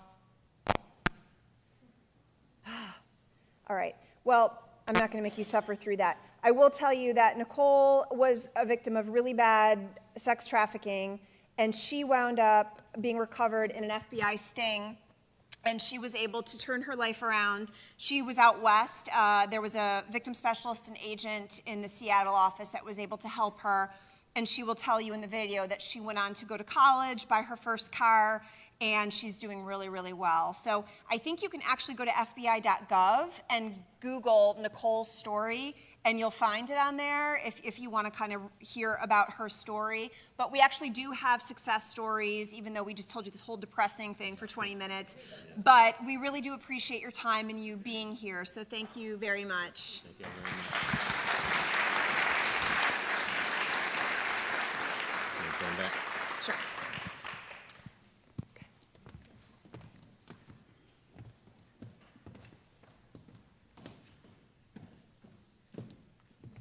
Thank you, folks, so very much. Now, at this time, I would like to bring up for their presentation, it's a joint presentation of Mick McEwen, the Executive Director of U.S. Department of Homeland Security, DHS Blue Campaign, Rich Cordoveri and Charlie Bonenberger of Allied Universal Security Services, Systems and Solutions, And I would like to do a quick shout out to Allied Universal and thank them for being a partner of ours and participating in many of these very important topics. So thank you and welcome, gentlemen. Everybody can hear me okay? Great. First, I want to thank the university for hosting this important event. In our jobs, in our roles, we see a lot of different types of people around the world. We see a lot of different types of clients that we work with, and we work in a lot of different environments. And this is one that really, this subject has become something more front of space in terms of our efforts as a security provider. As Danielle mentioned, my name is Charlie Bonenberger. I'm the Vice President of Government Services for Allied Universal. And I work with more than 250 government agencies around the United States. And that runs the gamut from things like having our folks do screening at a courthouse, which was one of the sites that was mentioned, all the way to doing things like running transit police departments. Denver Transit Police are 287 of our people that are riding that system every day. And so we're in those places, transit centers, courthouses, malls, shopping centers, all around the United States. And with 150,000 sets of eyes around the country, we're a good partner for law enforcement and for our clients to help try to identify and intervene when we can to stop this problem. With me today are my colleague, Rich Cordoveri. Rich is our Vice President of Operations. He's a veteran of the Lower Merion Police Department, served there as a lieutenant. And in his role with Allied Universal, he has been a frequent speaker and trainer on the subject of human trafficking awareness. And we also have Philadelphia's own Mick McEwen. Mick and I are friends from way back when. He's the Executive Director of the Homeland Security Advisory Council. And in that role, Mick was the driving force of the passage of earlier this year of the, I'm always get this title wrong because it's a long piece of legislation, but it's the Department of Homeland Security, I'll get this right, Mick, I promise. Department of Homeland Security Blue Campaign Authorization Act. And the reason that's important, it's the first time that we were able to get dedicated funding for that program going forward in perpetuity. And Mick and his team were the drivers of getting that bill passed, and the President signed it into law on February 14th of this year. My job today is to talk about partnerships. My role is to kind of show to you what we're doing as a company and what some of you may be able to do as well with your organizations. As the largest provider of security services in the U.S., we've got 150,000 sets of eyes, as I mentioned. There are people that are serving in positions all across the country. And we often hear that there's power in partnerships. And you hear things like 2 heads are better than 1. We hear typical phrases like many hands make easy work. Well, this isn't easy work, but we certainly need many hands. And in order to paint that picture of partnership, I just want to throw a few statistics and facts out there for you to think about as we talk about what we've done working with the Department of Homeland Security. Police recruitment right now is at an all-time historical low, and that's for a variety of reasons. Some of it's generational preferences, some of it's the economy, some of it's people not wanting to do that work. According to the International Association of Chiefs of Police, there's been a 35% reduction in applicants across the country, and of those applicants, some agencies are experiencing a 95% failure rate in terms of the applicants making it through to become police officers. Human trafficking is a global crime, second only to drug trafficking. Some estimates have it valued at $200 billion criminal enterprise. So think about that, $200 billion of resources going to commit this crime. While the moral imperative should be enough to encourage organizations and companies to fight this, we know that in the real world, markets are what drive some organizations. I think Sarah did a great job earlier today talking about the legislative levers that are pushing folks and organizations. But if you think about it, the crime poses significant liability risk to a lot of different kinds of businesses, whether it's a transportation organization, a construction company, hotels, restaurants, security companies for that matter, technology firms. It's a possibility for millions of dollars in damages, both from a restitution perspective, but also from the perspective of punitive damages and irreparable brand damage. And so if you plan to do business even with a government agency today, you have to, as a company, outline in many cases what you're doing to help prevent this crime. What steps are you taking to do that? And so the way we're doing this today is I'm going to ask Rich to talk a little bit about how we're training our officers in that awareness. to teach them what they should be looking for and how we can support not only victims, but our clients and law enforcement as they try to stop this crime. Rich? Thank you, Charlie. And good afternoon, everyone. I am just going to go down. Charlie covered this. I'll stop here for a second. As Charlie mentioned to you, when we first started talking about this, we, mostly through the personal relationship between Mick and Charlie, we established this relationship, and we had some initial conversations, and then we stepped back and said, okay, well, what would this partnership look like? Like, what could we do? And it was kind of easy, as far as we were concerned. I mean, with 150,000 eyes and ears out there, and soon to be many more, it seemed like an easy way to deploy people with this message using the resources that the DHS Blue campaign, and there are many and they are excellent, make available to organizations like ours as well as to those of you who are out here. So again, our goal was to leverage our size, scope, our relationships, to participate in and sponsor presentations like this. And again, I should have said it up front, I know Charlie did, but the Neumann Center for Leadership does an outstanding job, and I think they deserve a lot of credit for putting on this and other important programs like this. Danielle and Nancy do an absolutely terrific job, and I know I'm missing folks, but thank you so much. So one of the things we try to do is to help educate our business partners, the many, many facilities managers, HR professionals, security professionals, risk managers, insurance, legal, and partner with them to talk about this, because I'm not saying not a lot of people are, but on the day-to-day of doing what we do, we don't find it front and center. So one of our goals is to try to be leaders, business leaders on this topic, and leverage our reach, leverage our scope, leverage the fact that we have relationships with police departments in all 50 states. We do business everywhere, and we're only successful if we partner with local police departments, so we do that.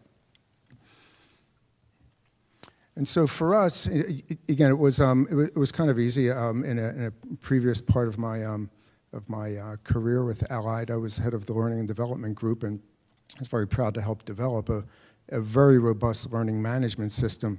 So, and this goes back to the DHS Blue campaign, their training materials.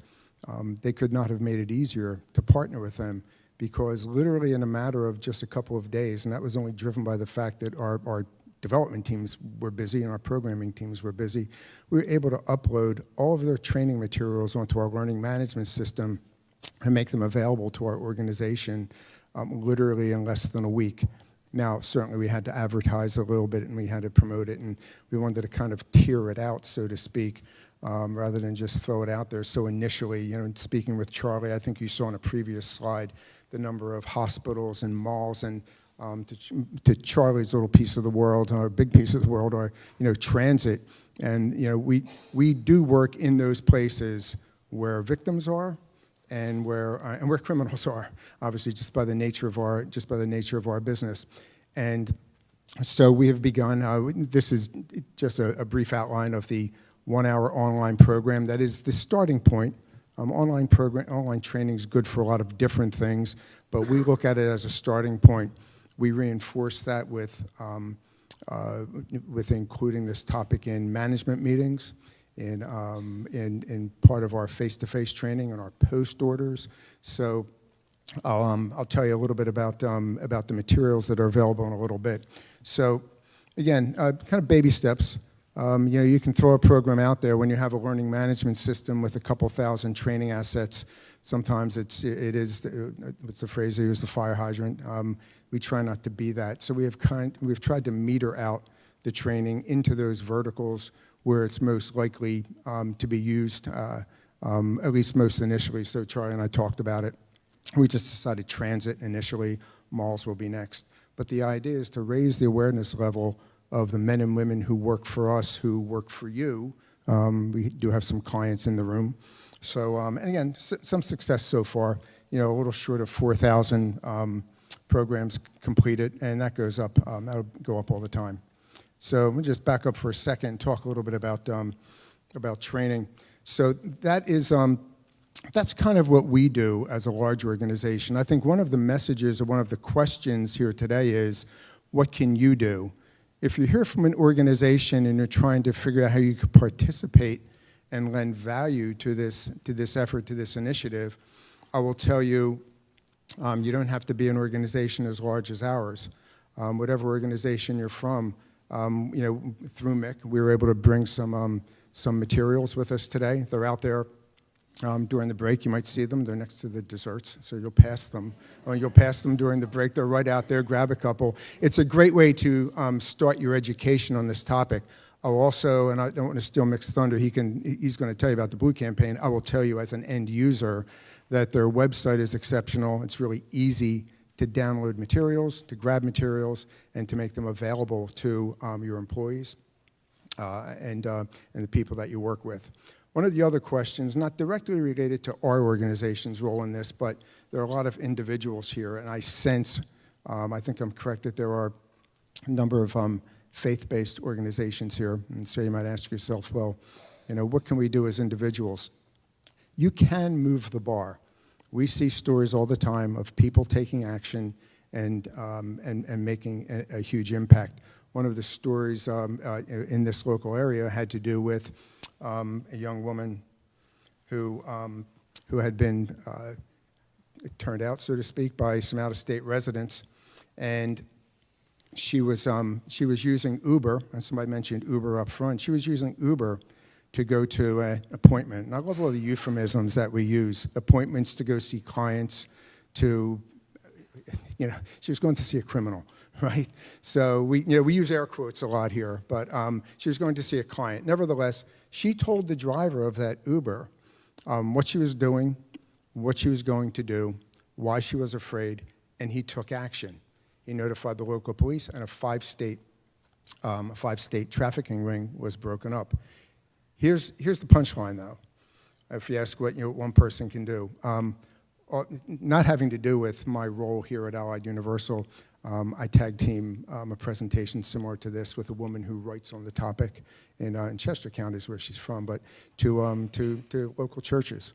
So houses of worship, adult forums, call them whatever you want, just trying to get the word out. Interestingly, this Uber driver had attended a human trafficking awareness program at his church not long before he had picked up this young woman in a car. So the point is that if you're from an organization of any size, you have the ability to move the bar, and if you're an individual, you have the ability to move the bar as well.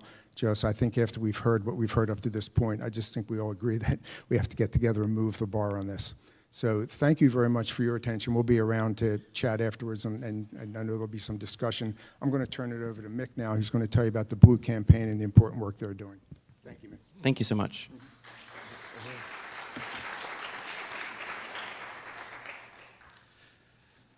So my name is Mick McEwen. I'm the Executive Director of the Homeland Security Advisory Council and Campaign Office. It is by far one of the largest titles the federal government has to offer. Unfortunately, the paycheck doesn't match with the title. But so it's so fantastic to be here today, and I'm going to tell you why, and I'm going to be very blunt with you all, is that usually when I speak, my Northeast Philadelphia accent gives me away, so it's really great to be home. When I was in Kunkapot, Wisconsin, I had to speak much slower. So I really do appreciate it.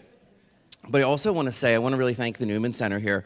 I'm a graduate of a small liberal arts college, Holy Family University, so it's so very nice to be back in this type of atmosphere. I've also had to sit through many boring lectures in this type of atmosphere, so it's an honor to be able to give one. I really, really appreciate that. Thank you. Now, I do see some clergy here. Can we just have an idea of how many clergy we have in the room? All right. I also see, kind of gave you away, Father. And how many students do we have? Do you have any students? Come on, raise your hand. You're in class. I mean, everyone here had to be Catholic educated because there's no one sitting in the front. And so then we have, how many lawyers or CLE people we have? So my mother's a judge in Philadelphia. I can't wait to tell her I taught a CLE class. Like, that's just another fantastic thing for me. But I wanted to kind of talk to you guys about the Blue Campaign. And so I'm coming from the Department of Homeland Security. I run the Blue Campaign. That's the unified voice for the Department of Homeland Security and its anti-human trafficking efforts. We are against it. And what we want to make sure is that we do a couple of things and make sure that everyone understands a couple basic things. One is that the entirety of the federal government has a victim-centered approach. I'm not going to be able to take care of what the FBI said. She's just much better at it than I am. But what she said ×5 is what we're trying to do. And that's just so important with everything that we approach it that way. And this is not just an FBI thing or a DHS thing. This is where we all work together. We have a huge consortium within the federal government that works together. So it's Commerce, it's FBI, CIA, it's the Treasury Department, it's DHS. And this is from every aspect of us within the federal government. We are trying to work together to make sure that we get the information out there to those who need it, and that we're sharing information so that we can stop and obliterate this crime. Now, with that being said, 2010, the Blue Campaign was created. And then in 2018, the Blue Campaign law was signed. Now, this is going to come to a shock to many of you, but coming from DC, we don't always get along.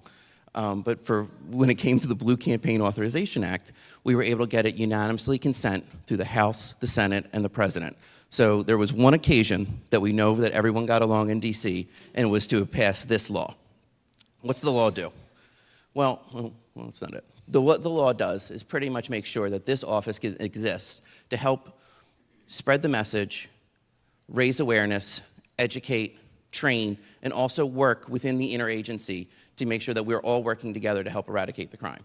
Now, I like to talk about DHS real quick and compare it to General Motors, right? You have General Motors, and then you have like a Chevy and a Cadillac and all the different brands in between. I won't tell you which components of DHS I think are the Chevy or which one I think is the Cadillac, but these are the ones that really we work the most with. We have a federal law enforcement training center that spreads our training. Within ICE, we have the Homeland Security Investigations Unit, which not only deals with human trafficking cases, but child pornography and everything that you don't ever want to think about.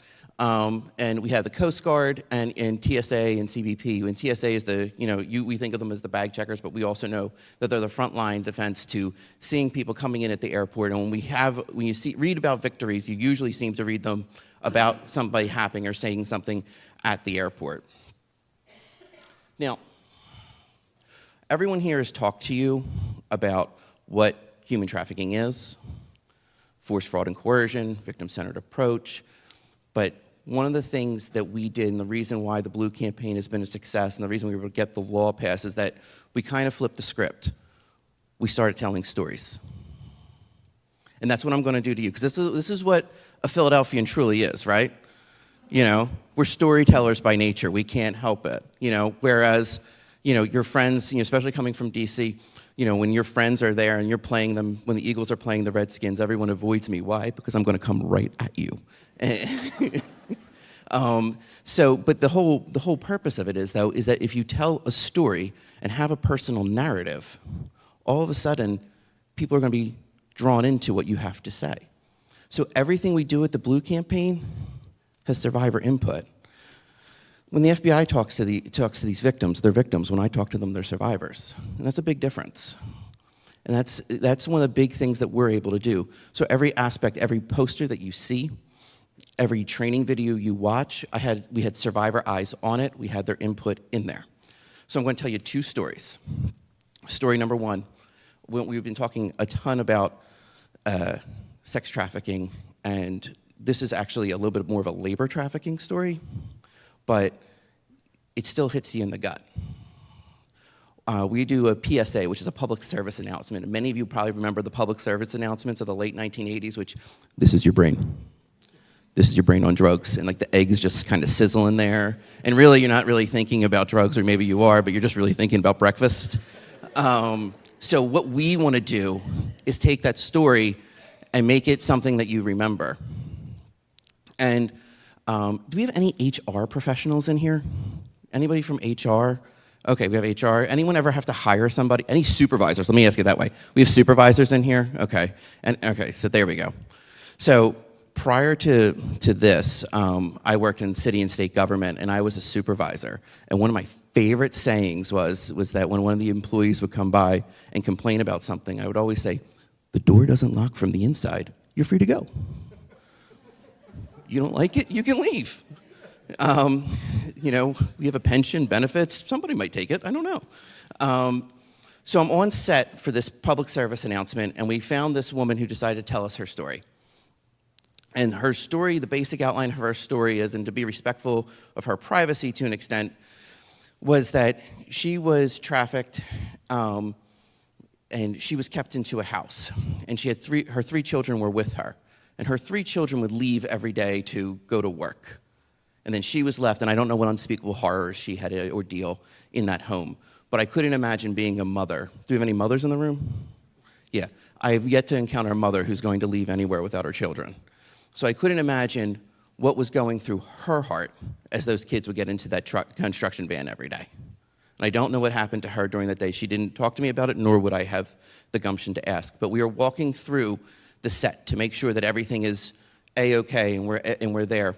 And we get to the front door and we're finishing up, and it gives you chills when we're using the same paint colors she talked about us and the same type of sheets that she had to deal with. And she says, "Oh, Mick, this is the only thing you guys got wrong. There's no way the lock would be like that." He didn't care who could get in. He wanted to make sure that we couldn't get out. The lock would be on the inside. And I thought, wow, I've been saying that stupid line for a long time. And it kind of just, it punches you in the gut. So when we did the PSA shoot, and it was one of those things where we had her there, we had the cast, we got it done, and we were flying to get this thing cut.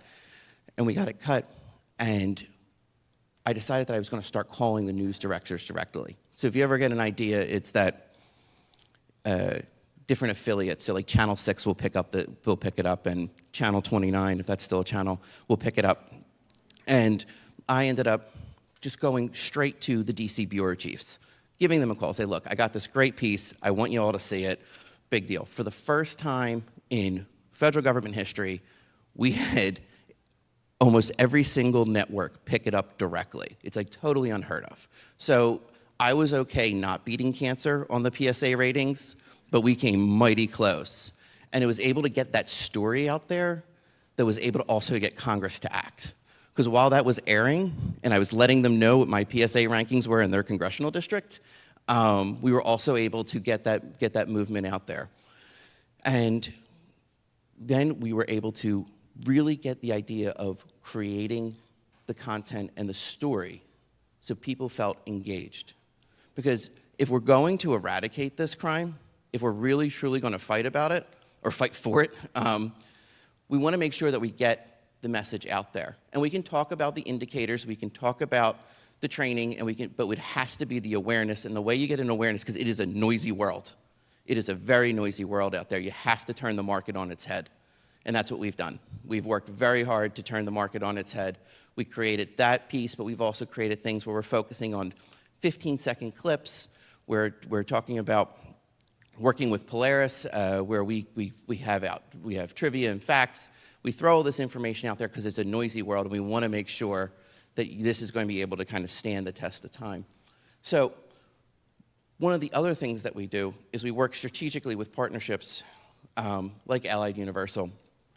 And you saw previously there was a picture of Charlie, Rich, and I, and a couple other people in front of the White House. And one of the reasons why was that we worked with two key partners to help get that legislation passed, but also to kind of get the message out there. We wanted to make sure that we had someone who does the security work that Allied Universal does, but we also worked with the hotel owners, because one of the things that when you're working on a case and you're hearing about this is going to be the hotel owners.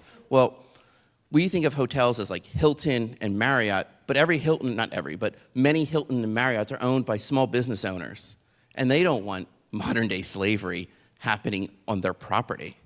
So one of the things that we do is we also turn the message on their head. We created these toolkits, the toolkits that security departments use, but also toolkits that the hospitality units use, so that when we're working with these groups, What the indicators that the front desk will see will not be the same indicators that the maintenance department will see. They won't be the same indicators that the housekeeping department will see. So we created each page and we trained each different type of individual who works at the hotel to look for what they should be seeing in that case. Why does this person always have their do not disturb sign on? Why haven't you cleaned the room in 3 days? What's the company policy? When can you go into the room? Because these are the type of things that we need to start asking ourselves.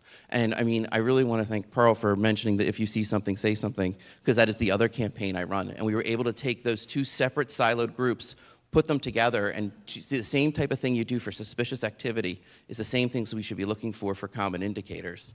So that was really, really important for us.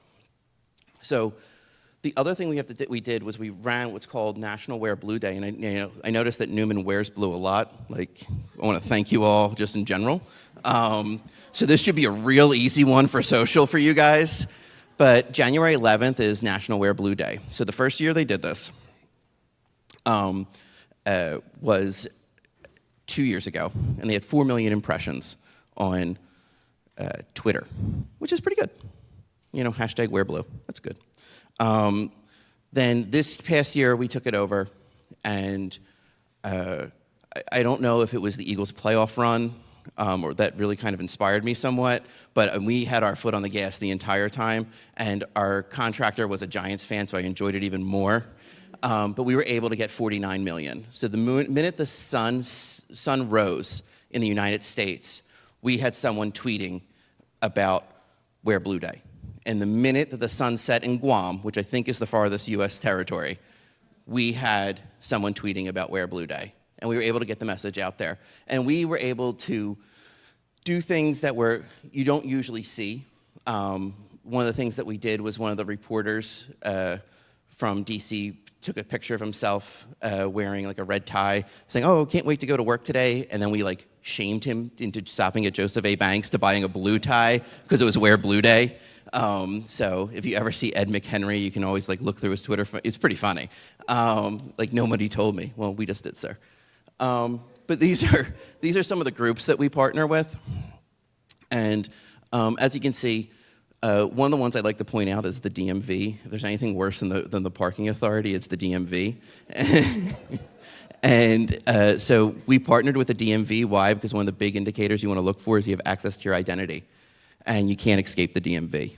You might be able to elude the IRS, but you cannot get away from the DMV. And so we trade DMV employees to look for the indicators. We leave our materials out at all the DMVs in Nevada so that they're able to, people are just Joe Citizen who has to sit there and get his registration or his vanity license plate can read. And then it's one of those things too, that it's also an opportunity for people who are maybe in that situation to kind of see the material. And eventually, you know, these calls aren't going to happen that day, but they will eventually happen. Now, I think we kind of covered all the human trafficking stuff. I've asked a lot of questions of you. I'm going to ask you another one. Do we have any middle children in the audience? Okay, we have a few, a couple middle, yeah. So I'm one of 3, Irish Catholic family, Northeast Philadelphia. In DC, they call them townhomes. Up here, we call them row homes. And so I don't really like my brother. He's annoying. And I think he is my mother's favorite. She'll never admit it, but I do tend to believe him. So we have to get a message out there, and we have to get, you know, that moment. And we don't do, well, maybe we do, but I don't see them anymore. But you remember seeing back in the day when they had the milk cartons and you had the little kid's face on it. We want to do something where it kind of catches your eye and gets you. So we did, more annoying than my brother is the people who put stick people on the back of their cars. You know, I get it, your kid's an honor student, that's great. But do you really have to like do the whole stick people thing? So the stick people really annoy me. My brother annoys me. So we created an ad where the stick people were there, and then human trafficking is happening here, and the middle child goes away. And it kind of, it hits you. Yeah, then my mother called me. I know what you did. So I felt bad on that one. But here's some of the other information and other things that we do. And you're going to see here in this middle one, when we were in with our survivor input group, we were talking, and when you think about it, you're marketing this, and it's tough. The last time we did this, we called it, abolition. So you're marketing this type of material, and it was one of those things where I didn't want to ever present written copy or ad copy to these survivors. I kind of hoped that in a way they would be able to give us their story. And we're having a discussion, and one of the women in the group said, well, sometimes you just can't walk away. Because that was one of the, and I'm sure you deal with it, Sarah, in your line of work. And it hits you in a place that you didn't even know existed in your heart. And you said, okay, let's just tighten that up. And when you can't walk away. And it's a tough thing to market, because on the other end of this, it's, we have the labor trafficking. And like the big thing that the people come up with is like when you're forced to work. And you're like, I am forced to work. Every day I have to go give my check to somebody. But when it comes to this aspect of it, you really have to have that way to kind of bring people in. How are we doing on time? 2 minutes. All right, so boom, here we go. My last story. There's going to be a case that rings your bell, and once your bell is rung on human trafficking, it will never get unrung. There's going to be that reason which keeps you up at night, or it's going to be that reason that's going to make yourself dedicated to this beyond the job. And and I'm sure that these women can really talk, who've spoken before me, will say that moment. For me, the big deal was my grandmother was the matriarch of our family, and every Sunday was Thanksgiving dinner at her house. And I lived with her, I grew up with her, and we would go, there's 17 first cousins around a stop sign, and we would pile into this tiny little house and have a great family meal. The food was okay, but it was great company at least. And I moved out of Philadelphia, which broke her heart, but I got out to the county, and I remember driving back. My grandmother had passed, and my mom's now the matriarch, and I remember driving past one of these houses with my daughter to share in a tradition that meant so much. This is a tradition that meant so much to me growing up and helped mold me into the person I am today. And I remember sitting at the red light on Street Road in Mechanicsville, looking into the house, and there's these moments in our life that give us pause. And we ask ourselves, why do they give us pause? And why is a funny little word? Because it can paralyze us or it can empower us depending on what we do. And what I did was I saw something and I kept driving. And I did it every day for 2 years. Then I move and I get Philly.com, because you can take the boy out of Philly, but you can't take Philly out of the boy. And I find that damn house, that place that always gave me pause, had a problem. A man who worked with the Amish decided that he was going to help them save their family farm by giving them $40,000.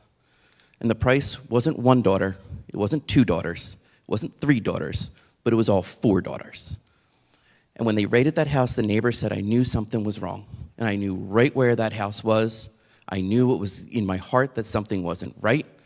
And I thought to myself, wow, for 40 grand to save the family farm, you lost your family for generations. And you want to talk about vulnerable populations, and we can talk about it all day, but the vulnerable populations have no idea the depth of it, what it is, and where it is. So that's the case for me that rings your bell. And when you go out there, please keep your eyes open, keep your heart open, but we're also going to ask that you just call. We have multiple numbers. We have a DHS line, we have the Polaris line, please call them, but don't be a hero, please just call trained law enforcement, they will come and solve the problem. Thank you all.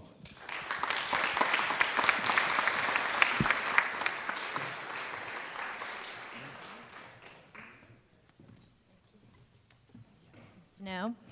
At this time, we would like to bring up Candace Lynham, the Assistant Director of the Delaware County Women Against Rape Service Provision, Joy Midori from Delaware County Coalition Against Trafficking, Blake Cohen, the Medical Advocate for Domestic Abuse Project, and Michael Schwinn from an RN at Lankenau Medical Center Emergency Department. Thank you. Thank you so much. Hello, everyone. Thank you for your patience, and thank you for being here today. It means a lot to see everyone here to learn more about this issue. It's very important, and you can see the different specialties and realms that are involved in really helping and taking care of these victims. So thank you for your time. My name is Michael Schween. I'm a nurse at Lankenau Medical Center. I work in their emergency department, part of Mainline Health System. Myself and other colleagues have worked on implementing a protocol within our hospital in order to help identify victims who are being trafficked. You've heard from pretty well-informed speakers that gave great background information about human trafficking. I'm only going to give some statistics just to provide more of a picture of the current problem. In 2017, the International Labor Organization estimated there were 40 million people in modern-day slavery worldwide. They also estimated 3 out of 1,000 persons worldwide are in forced labor. Now, in 2010, our very own U.S. Department of Justice opened up 2,000 suspected human trafficking cases for investigation. They found that 4 out of 5 confirmed trafficking victims in the United States were U.S. citizens, and 67% of confirmed trafficking victims were labor trafficking victims were undocumented immigrants. You've seen this picture before. This is from Polaris website. This is a map that shows phone calls that Polaris has received for suspected human trafficking cases. This is not to say that trafficking is not occurring here in this area, but we can see that there is phone calls being sent in to Polaris about possible cases, and in this northeast corridor, we can see how this could be a hub for human trafficking. Is a hub for human trafficking. So what about healthcare? A study in 2014 from the Annals of Health Law in Chicago interviewed over 100 survivors and asked them questions during their captivity. Over 87% of survivors reported getting medical treatment during their captivity, with 63% reporting receiving treatment in a hospital or an emergency department. Clinics are another setting in healthcare where individuals are receiving medical care, with over 67% of survivors reporting having abortions at clinics during their captivity. This was a survey done in 2017 by the Coalition Against Slavery and Trafficking. They conducted a survey with survivors from using the National Survivor Network. Survivors reside in 32 out of the 50 states in the United States. They asked them questions, and these were the findings. 64% of them accessed healthcare services at least once during their captivity. 96.7% were never given information and/or resources about trafficking when they were visiting their healthcare provider. And 40% believed that there was something that their physician could have said or done to help them. So why? If victims are receiving medical care, why are they not being identified? Why are they not receiving the help they need? As you heard from the previous speakers, there's this grooming process that occurs. We can see there's this initiation where there's emotional coercion that begins with flattering, giving gifts such as clothes, maybe even a phone call to the family. The trafficker will emotionally manipulate the victim, and that manipulation leads to asking them to do certain things that they wouldn't do, such as coming in and being forced to have sex with multiple men for money. Also being forced to use drugs for the use of commerce. They're seen as a commodity. So this brainwashing leads them to believe that their treatment and living conditions are normal, which makes them more submissive. Traffickers will use remarks to demoralize them, belittle their self-worth. And new victims are sometimes forced to watch physical abuse, forced sexual acts, and torture of other victims in order to ensure obedience. Coercive acts and physical abuse, torture keep them fearful and easy to control. And this naturally leads to this indoctrination, where the trafficker retains control as the community is built upon the very rules that he or she makes. The traffickers will display favoritism to certain victims in a group to manipulate and retain their loyalties. They may rotate through favorites and create confusion and discord among them.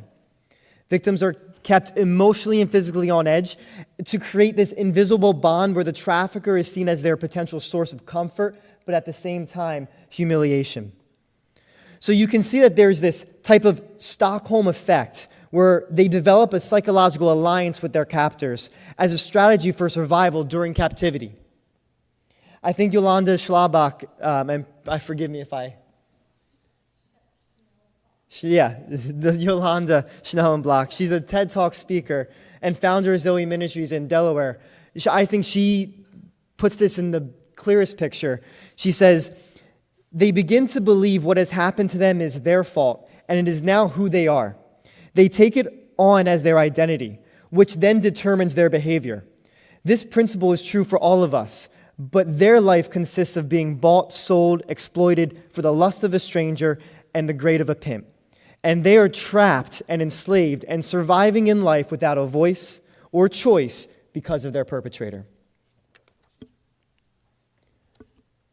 Healthcare. So what are the health implications of those who are in captivity?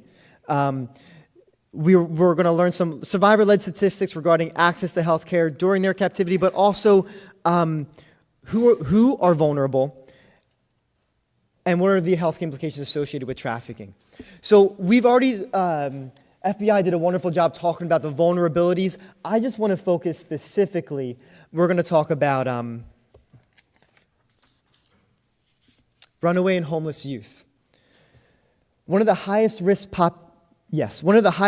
risk populations include runaway and throwaway youth, homeless, orphans. According to a multi-city by the Field Center in Philadelphia, interviewed over 300 homeless youth in Philadelphia, Phoenix, and Washington, D.C. These are the findings they found. 17% of the homeless youth interviewed were victims of sex trafficking. 14% engaged in survival sex. That's exchanging sex to meet basic human needs. Shelter, food, clothing. 67% of the homeless females reported being offered money for sex on the first night they were homeless. And this is really important. 95% of sex-trafficked youth reported a history of child maltreatment, with 49% being sexually abused. 95% reported a history of child maltreatment. And you look at these numbers, you take a step back, and you see the picture that's being developed. What autonomy do they really have in being sold into slavery? And then when they turn 18, how does that miraculously change, that they now have the autonomy to make these decisions themselves? Health implications. The health implications associated with human trafficking are varied, as victims commonly exhibit physical, psychological, and sexual trauma. What I'm going to do here is just break down these categories quickly and show you what we look for when someone arrives in the hospital setting and how we try to identify.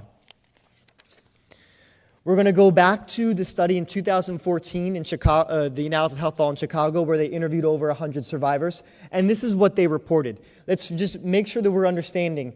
This is in Chicago, right? It may look differently where the community is. So when I say that, meaning like when we go down to substance abuse, alcohol, marijuana, crack cocaine, these were the substance of choice that traffickers used for victims. That may change when we're in Philadelphia. Heroin may be the number one drug of abuse because of the opioid epidemic. We've seen the stories of the Suboxone use, right, and how they were used that to control their victims. So we need to make sure that we're just not creating profiles, standardized profiles that fit everywhere you go. It can be integrated depending on the community you live in. So just to go over, as healthcare providers, we need to make sure that we're doing thorough skin assessments, as over 95% of them reported physical violence, forced sex, punched, beaten, kicked, strangled.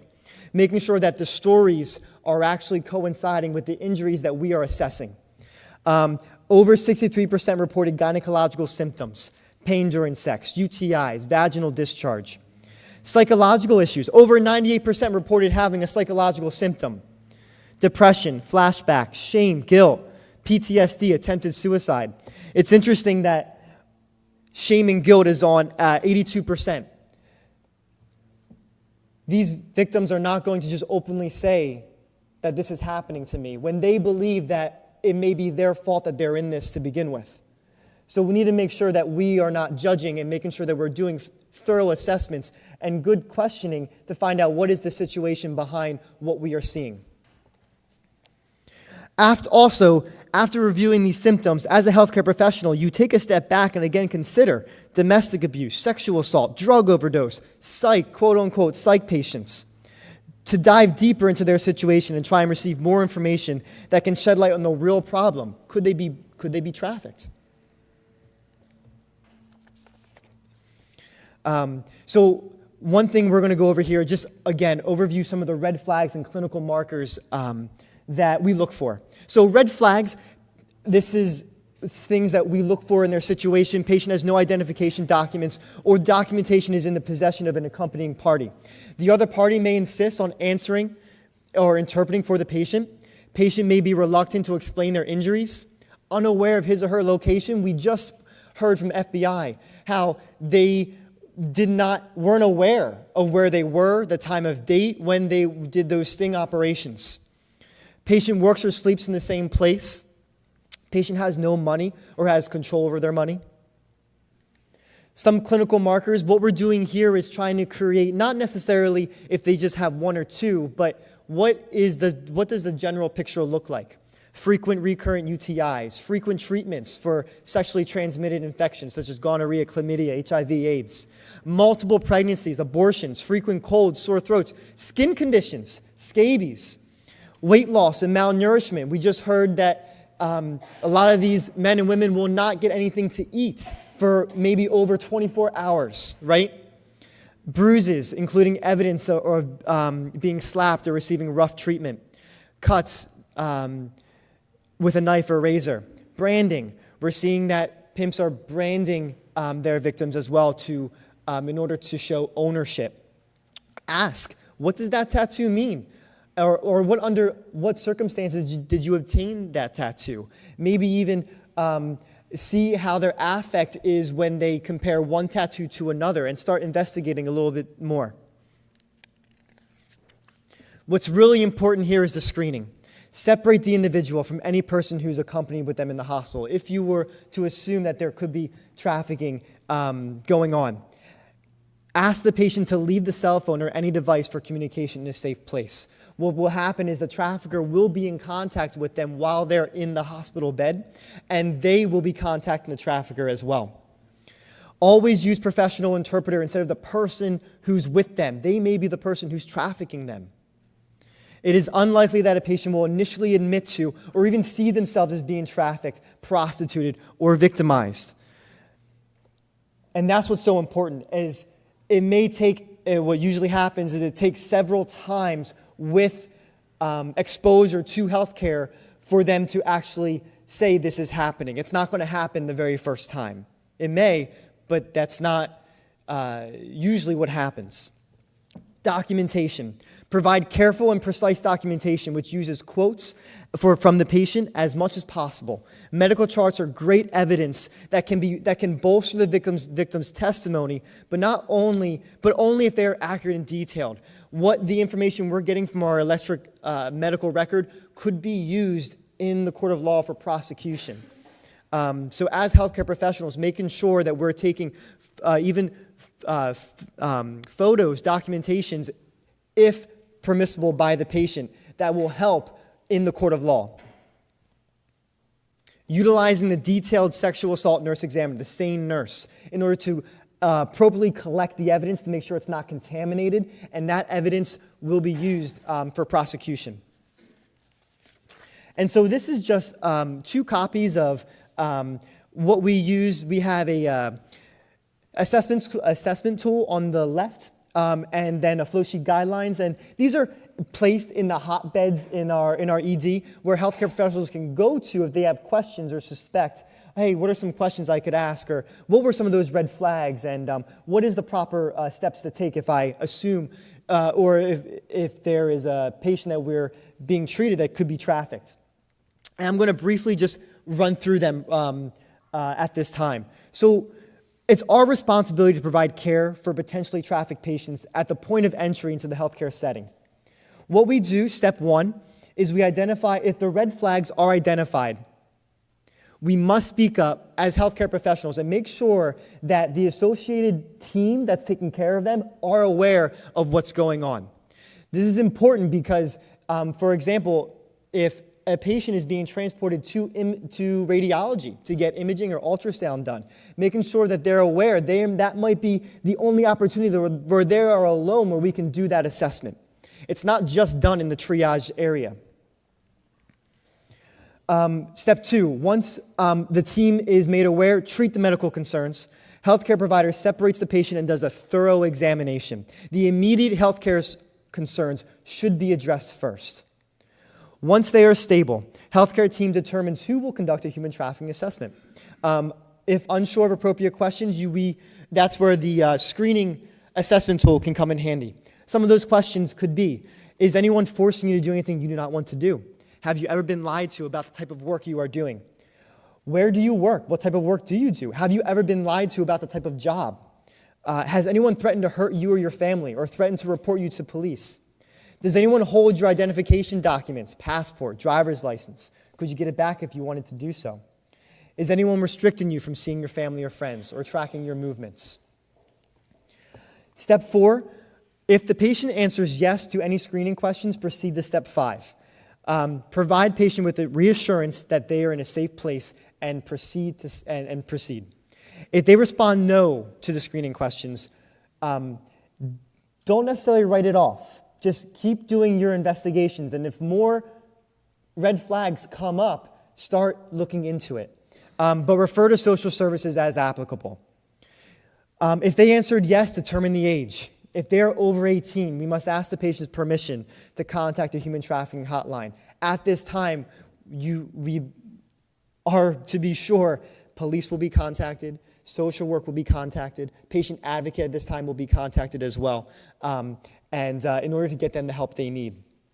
Patients less than 18 years or older or are not emancipated minors must follow the mandatory reporting procedure. Childline and all the other resources that I just named have to be contacted. If patient gives permission, call the human trafficking hotline at 188-373. Whoa, hold on.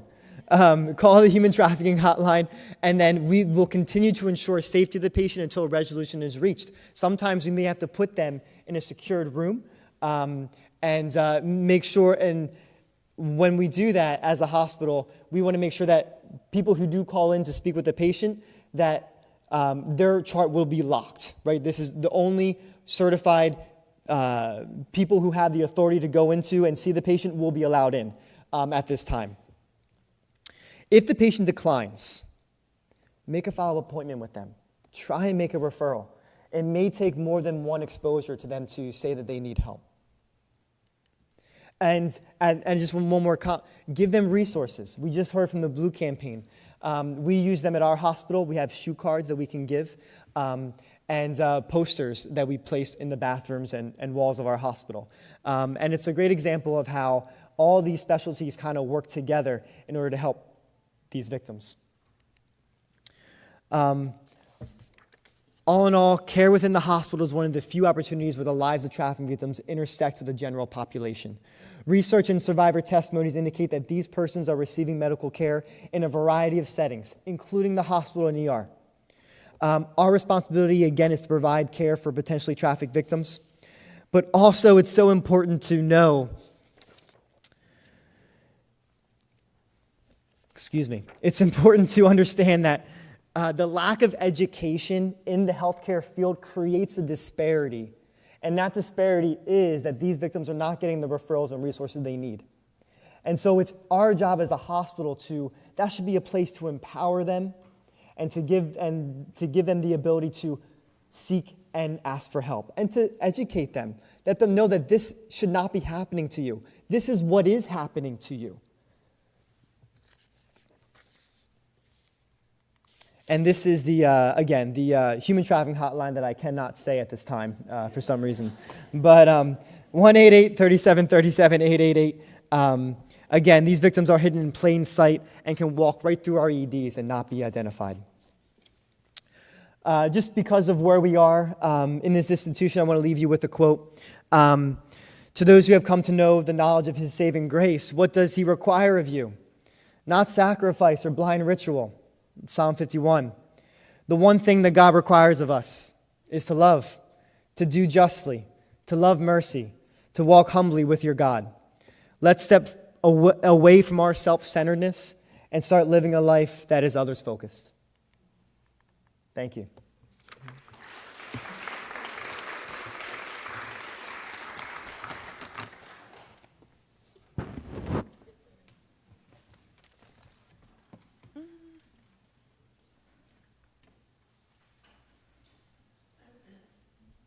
Joy, where's all the other bottom stuff?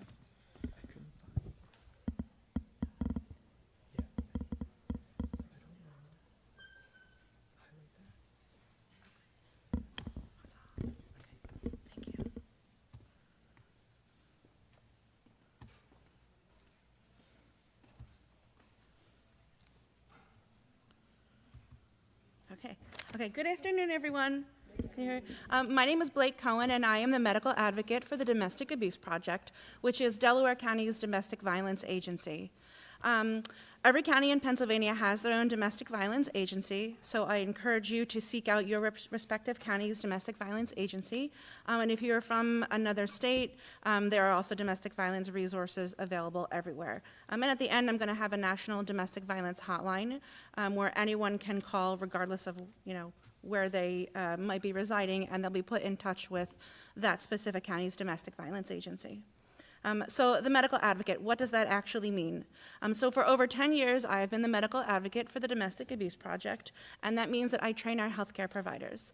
So I go to all 6 of our Delaware County hospitals, and I talk about the importance of speaking to patients about domestic violence, because there are far too many people who don't understand what domestic violence or domestic abuse or teen dating violence or whatever you want to call it actually looks like. And there are far too many people who think that this is not something that can happen to them. We all know, I think as professional people, that domestic violence, like all of these other topics, knows no boundaries and no barriers. But I think sometimes our intellectual understanding of that is different than our actual belief of this. In fact, I have worked with many a provider who have said some very re-victimizing statements because of what this person looks like and actually participating or in a relationship where they are unfortunately being harmed by their partner. So what I do is, like I said, I go to our hospitals, I do any kind of normalizing that we can possibly do, tables of information. Neumann is actually one of our wonderful local universities who allows us to come in and speak and also participate in their health fairs. And what I think is really important to talk about today is, that did not work. I'm pressing the arrow. Do I need the clicker thing? There you go. Thank you. I'll just use this. Can I get a show of hands by who has actually seen this wheel before? Okay, yay, that's awesome. I think that this makes you better providers, and I think this makes you better support people, because I'm sure you have heard of people who say, oh, I don't understand why someone doesn't leave. Why do they stay? Why do they let this happen? And I feel like if we're aware of what this tool is, which is the power and control wheel, then this is going to stop that kind of re-victimizing statements from happening. Except where are people being able to see and utilize this? Okay, maybe it's the schooling, maybe it's because of the actual field that we're working in, but the majority of people in the community have never seen this before. And understandable, because how else, how could I be made aware of this? And I think as we heard today about trafficking, we can see the connection and the correlation and the overlap between the things that have already been said by the FBI, by Mike, of the importance of these different types of tactics. So when I talk about the power and control, I like to highlight a few things. So first of all, DAP did not make this up. This is adapted by Duluth model, there's an LGBTQ power and control wheel, a senior power and control wheel, a teen power and control wheel, but they're all going to have the same sort of components. They might vary a little bit. But what I think is really important is highlighting the fact that this is called the power and control wheel. This is not called the anger made me do it wheel. This isn't called I'm using drugs and alcohol wheel. This isn't called stress at work made me do it wheel. This is about someone who knows exactly what they're doing, and they are utilizing these manipulative tactics. They are purposeful in terms of who they are taking these tactics out on, and that is something to really keep in mind. So when you're talking about the person who has that power and control, that's your abuser, that's your perpetrator, that is not your victim. And yet we as a society say, oh, why do you let this happen? Why don't you stop this from happening? Except we're talking to the person who doesn't have the power and control to stop it from happening. And what I want to highlight is the physical abuse. So the physical abuse, as we can see, is around the outside. It's not any less important than these other things. I like to think of it as the ... Okay, if you don't do this, ... And it only takes, 1 or 2 times before I realize, you know what, it's not worth standing up for myself because I know what's going to happen when I do. The ... So if you look at the top center, I'm not going to talk about all of them because I literally have 9 minutes. But what we hear from our clients is that what hurts the most is the emotional abuse, okay, how I'm made to feel about myself and the longevity of that. The effects to my self-esteem last so much longer than any physical wound or physical harm that might come my way. Yet we think that when someone is in the hospital for a broken arm, or the patients that I see in the hospitals who have been stabbed by their partner, just because that egregious act has taken place does not mean that that person is ready to leave their abuser.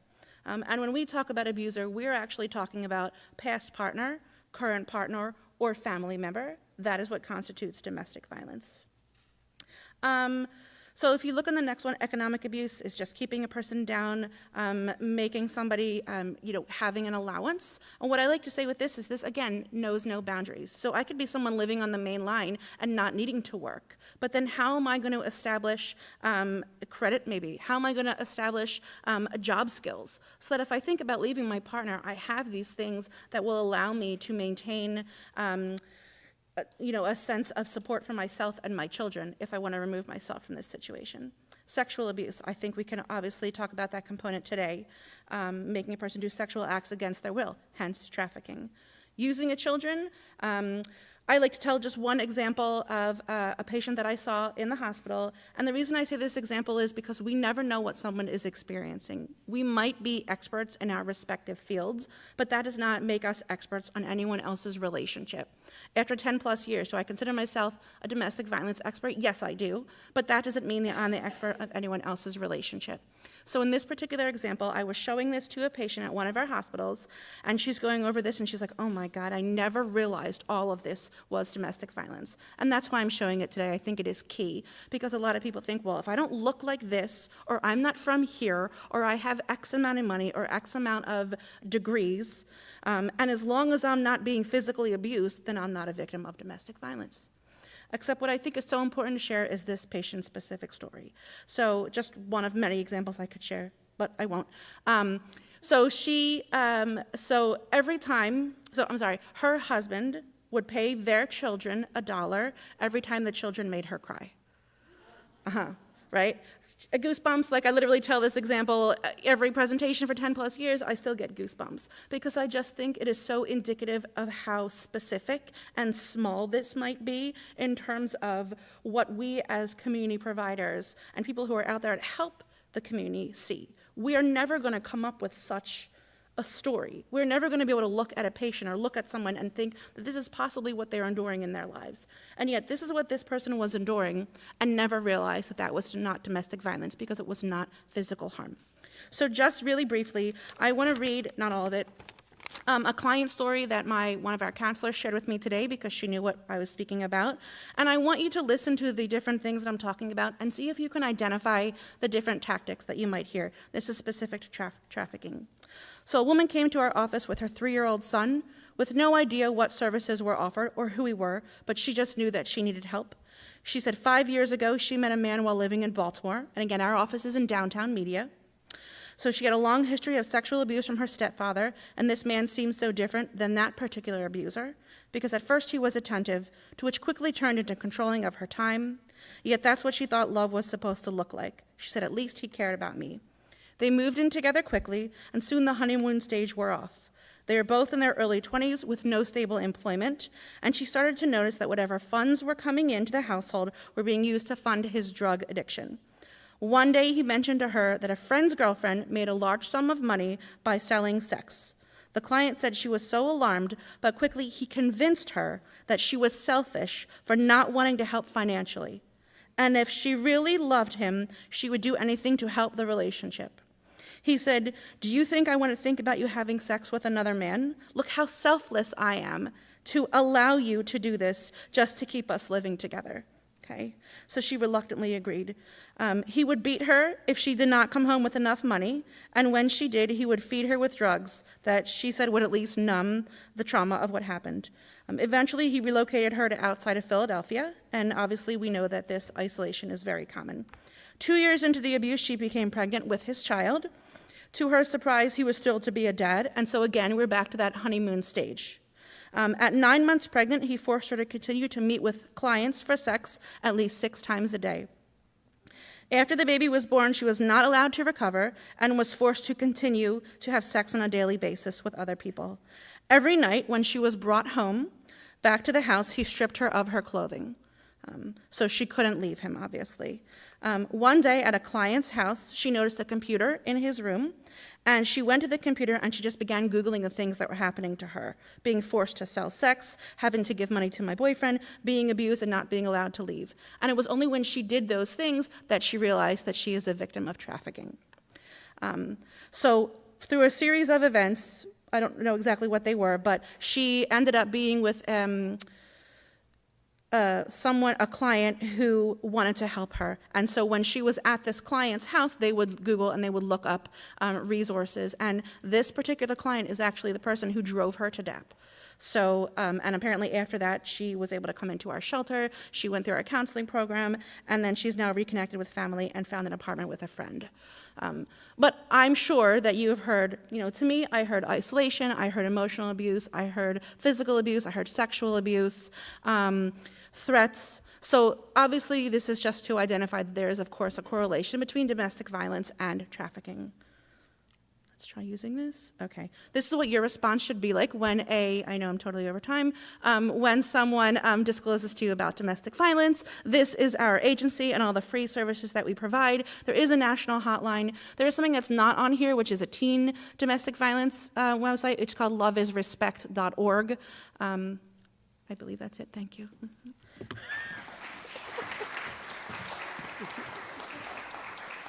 Good afternoon. I'm Candace Linian from Delaware County Women Against Rape, commonly referred to as DC WAR. I want to thank Neumann University and the president of Neumann for having us here and all those folks who made today happen. It's truly an honor to have been invited to speak about the work that we do at our organization. I thought they were saving the best for last, but what I realized is they knew I speak very quickly. So that's why they're having me right at the last moment within 2 minutes. So here we go. I want to thank Mick for providing us with some humor this afternoon, because in my spare time when I'm not working with sexual violence survivors, I like to laugh. And I'd like to take a deep breath with all of you today, because the information that we were given is impactful, but it's very hard to hear. The subject material is not easy. It's not easy for the folks that provide the service. It's not easy for survivors and victims, and it's not easy for all of us to hear it today. So please, let's just take a deep breath. Doesn't that feel good? And so the services of Delaware County Women Against Rape are available to all people. We provide free and confidential services. It's important for folks to know that what they say in the environment of our office in working with our counselor advocates is confidential. It's a place where they should feel safe to have an outlet to talk about their experience. Services are available 24 hours a day. What we know about crime, it doesn't happen just between 9 a.m. and 5 p.m., Monday through Friday. It happens at all hours and all time. And what we do is we show up when most people don't. We answer the phone and we respond to individuals who are in pain and need services. We provide advocacy services. In the state of Pennsylvania, there is actually something called the Bill of Rights. And we as advocates want to make sure that our victims understand what the process is, what it looks like, and that they know that they have options. And we empower them to make the choices that are best for their life, not ours. We don't suggest, tell, or demand what an individual should do. In fact, we just empower and allow them to make their own choice. We provide crisis intervention. We provide individual counseling. There is no waiting list, and there is no time frame when you actually can receive help. We have individual counseling as well as significant other counseling. We know that the crime itself doesn't just affect the individual, but it affects significant others. It affects family members, siblings, partners, spouses, people in the community and society as a whole. We have support groups at our agency. We actually go out into the field and we partner with our other providers. And so we have 6 hospitals here in Delaware County. We call Bryn Mawr Hospital our 7th because we see many folks from Delaware County presenting at Bryn Mawr Hospital. All of those hospitals have a SANE program, sexual assault nurse examining program, that are there to treat that victim of sexual violence, human trafficking. And we actually respond to those hospitals. We have a 30-minute response time where we're actually there providing that support to that victim and empowering that victim and offering that victim options. We actually work with our law enforcement agencies in Delaware County. We have 42 police departments, plus the state police, plus the criminal investigation division of the district attorney's office. And we receive phone calls from all of those police departments when a victim presents to them. And we actually can go out and work with law enforcement. Particularly regarding the human trafficking stings, we call them recoveries. We actually partner with our law enforcement agencies, so we're present on site, available for when they recover or identify a victim to provide that immediate service, like our federal partner, Alexis, talked about earlier. If a case there's a charge in a criminal case and an individual is arrested, we do provide that court accompaniment for every single proceeding. We are the eyes and ears for that victim so they don't have to be alone. We do provide services to both men and women, children and adults, all people, no matter the age. We also help in working with our Pennsylvania Victims' Compensation Assistance Program and filing for claims for reimbursement for victims of crime.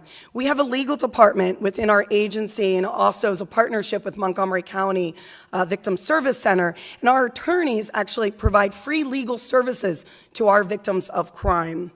And then we have our preventative program, which is our education department. We're out in all of the school districts in Delaware County providing programming, starting at kindergarten all the way through colleges and universities and other community places as well, to really begin that conversation about signs to look for regarding sexual violence.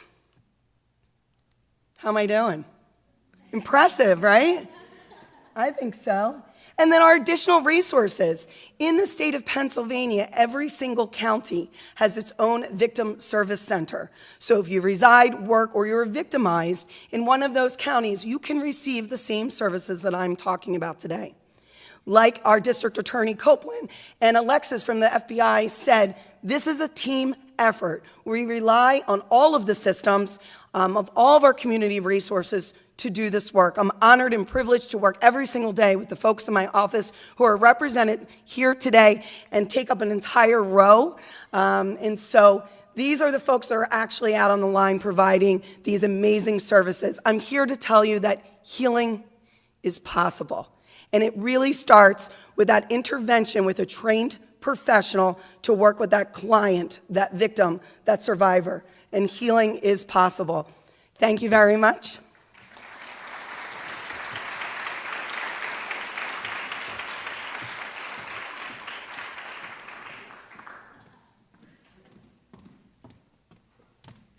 Hello, I am Joy Midori, and I have had the honor to work with Nancy and Danielle to put this together. I work with the Delaware County Coalition Against Trafficking. We're local, we're unfunded, we're just a group of volunteers. Blake, Candace, Mike, they come regularly to our meetings. And what we are trying to do is really bridge the gap in education by offering free education anytime, any venue. So we have reached out. Alexis has worked with us a lot. We trained the airlines this summer. We've worked with Neumann. This is our second event with Neumann. And I just really want to touch on some of the, as we were talking about, trafficking touches so many different facets of life, and that includes the community, that includes churches, that includes businesses. And what we want to do is really form an aware community in Delaware County that know these numbers. So I'm actually going to ask you guys, I won't feel like you're ignoring me, if you could take out your phone and take a picture of this. And I know that people have touched on the hotline number multiple times. You don't want to scroll through pictures to try to find the hotline number when you need the hotline number. I have had friends who have called me and asked me to report things to Polaris. We had a massage parlor in Ridley Park a few years ago. The call was made, and 2 weeks later, it was shut down. I have called on Rub Maps, which Pearl touched on earlier, which is a site that highlights and advertises illicit massage parlors. Within 24 hours of me calling Polaris on this website, there was a disclaimer in the beginning of the site so that anyone visiting the site could not claim that they didn't know about sex trafficking because it's at the entryway of the website. So anyway, I just want you guys to have our information. I will be out at the table. I want to move on to the panel. We are a group of volunteers. If you want to get involved, if you're a student, if you are a professional and you want to really be the person in your organization or in your community who wants to bring this awareness, we will partner with you. We will meet you as often as we can. I am one of the co-chairs. The other co-chair is a rock star. She works for the Federal Department of Runaway and Homeless Youth. And we're available. We're at your disposal. We will give you any resources that we have. If you'd like, we have a sign-up sheet. You can sign up for our emails. You can sign up to be connected with these organizations. And you can sign up literally to just grab coffee and talk about trafficking, and I'd be more than happy to answer your questions. I do work full-time with survivors of trafficking, anyone identifying as email aged 18 to 26, and I can help you understand how to very practically support the needs of survivors in Delaware County and in the Philadelphia area. So that's all that I have. I just want you to take a picture of this. That's why I'm standing here, so that you take a picture of this and that you write the phone number down in your phone so you have it. Thank you again, Danielle and Nancy, so much for doing this. And that's it.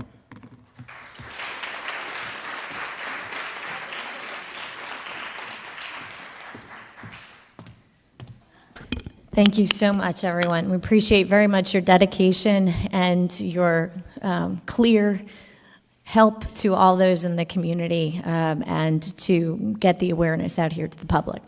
At this time, we wanted to bring up our panel of experts. To all of the folks here were experts, but those that have kindly agreed to participate, if they would come up for the question and answer time. So I have actually, if anyone has any additional questions, Nancy will be collecting. I have quite a few, though, from folks in the audience.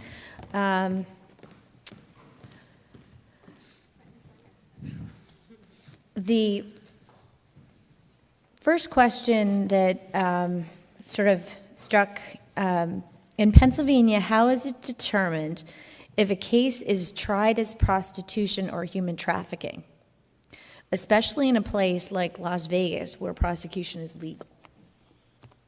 Anybody have any thoughts on that one? All right. Sir. And again, guys, please, if you have just thoughts to add in, just pass the mic, okay? So can we just repeat the question again? I can. How is it determined if a case is tried as prostitution or human trafficking, especially in a place like Las Vegas, as an example, where prostitution is legal? Well, So I'm not an attorney, nor am I law enforcement, but I think that we have plenty of attorneys here who can give us a better legal opinion. But what we're looking for is the use of force, fraud, or coercion, which is a theme you've kind of heard throughout. And from federal statute, if you're under the age of 18 and you're in commercial sex, you're automatically considered a victim of human trafficking. So there's no gray area there. If you're under 18, you're considered, by federal guidelines, a victim of human trafficking. I think that's the best non-lawyer answer I can give. Do you guys want to give a better one for, yeah? Okay. Well, no, I think it was smart to start with, like, who is your victim? And so if you do have a child, there's no question of consent. But the question of consent is there when you have an adult. Is this voluntary prostitution? Was there force, fraud, and coercion? Or was this involuntary prostitution? But I think that Pearl should probably answer this as a former prosecutor, because I feel like my defense attorney hat is on, and I'm like, I don't know. Yeah, again, Pearl Kim, former special victims prosecutor. Prostitution is illegal in Pennsylvania. The way you would determine whether or not to charge trafficking, though, is completely dependent on the facts of the case and if it fits the elements of the crime. That's the simple answer. What can local community churches do to support DHS, law enforcement, and to assist victims and help survivors?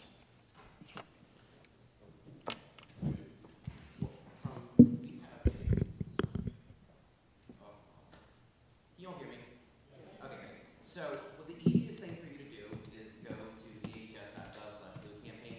We're going to have a new faith-based initiative toolkit out, and hello, oh, this is like the voice of God. So we're going to have a new faith-based initiative coming out, and that toolkit will be available to you. We have, the federal government does have a faith-based initiative office, so you can connect with them as well. The best thing to do, in my opinion, is to get the materials. They're for free. We'll ship them to you. And then for you to have the type of conversations that we're having here today. That's the biggest important thing. I think in today's world, we don't talk to each other. We text each other, we write to each other, but no one ever just picks up the call and has a conversation. And if you have that face-to-face, I think that's when we start getting an understanding of where we can go from there. That would be my suggestion. What's helpful to our local centers, if the faith-based communities could reach out to your local center and help them do the work that they're doing, and that help can be provided by shelter, by resources, even SEPTA cards, clothing. This is really important because when we do recover or identify a victim of trafficking, it can be in the middle of the night, and we're limited with the resources. So we would appreciate the faith-based communities just joining together with our organizations.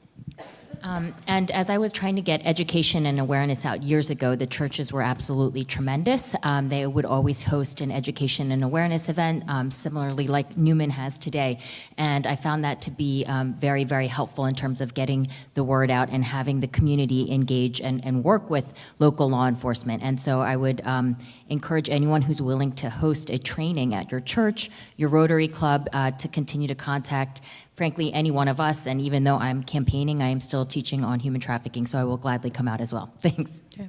I just wanted to add one thing to what Candace said about doing a clothing drive. That is one of the most useful things that a small community group can do. And to add to the clothing, things you don't think about initially, but bras and brand new underwear and socks and feminine hygiene products are all crucially needed right now. And nobody really ever thinks like, oh, you know, you have your old coat or you have jeans that don't fit anymore, but really the undergarments are things that we need. I would like to just interject there that the Neumann Center for Leadership, we have a Wardrobes for Work program that we would be honored to assist anyone involved in this program to provide the clothing that we have available. We've been blessed with a community that's provided us with over 25,000 pieces of clothing. And we would be absolutely honored to partner with whoever we could to provide that clothing at whatever time you need it. Thank you. That's sorry. amazing. Go ahead. So I think one more thing I think it's important to note is there's no reason why representatives of the church, are not present at the local county coalitions. Have them come, participate, and then also bring that information back to the church. And if there's not like a justice team or a justice committee in the church, maybe bring that up to the head priest or pastor, and get groups of people who want to be involved in that in that realm, and start reaching out to specifically Delaware County Anti-Trafficking Coalition. Start there, have them come to the meetings, and find out where they can help. Okay. What is the ratio between male and females who are trafficked for sex that we're seeing in this region? So the data, everyone always wants to know what are the numbers, what's the data, how many people are affected.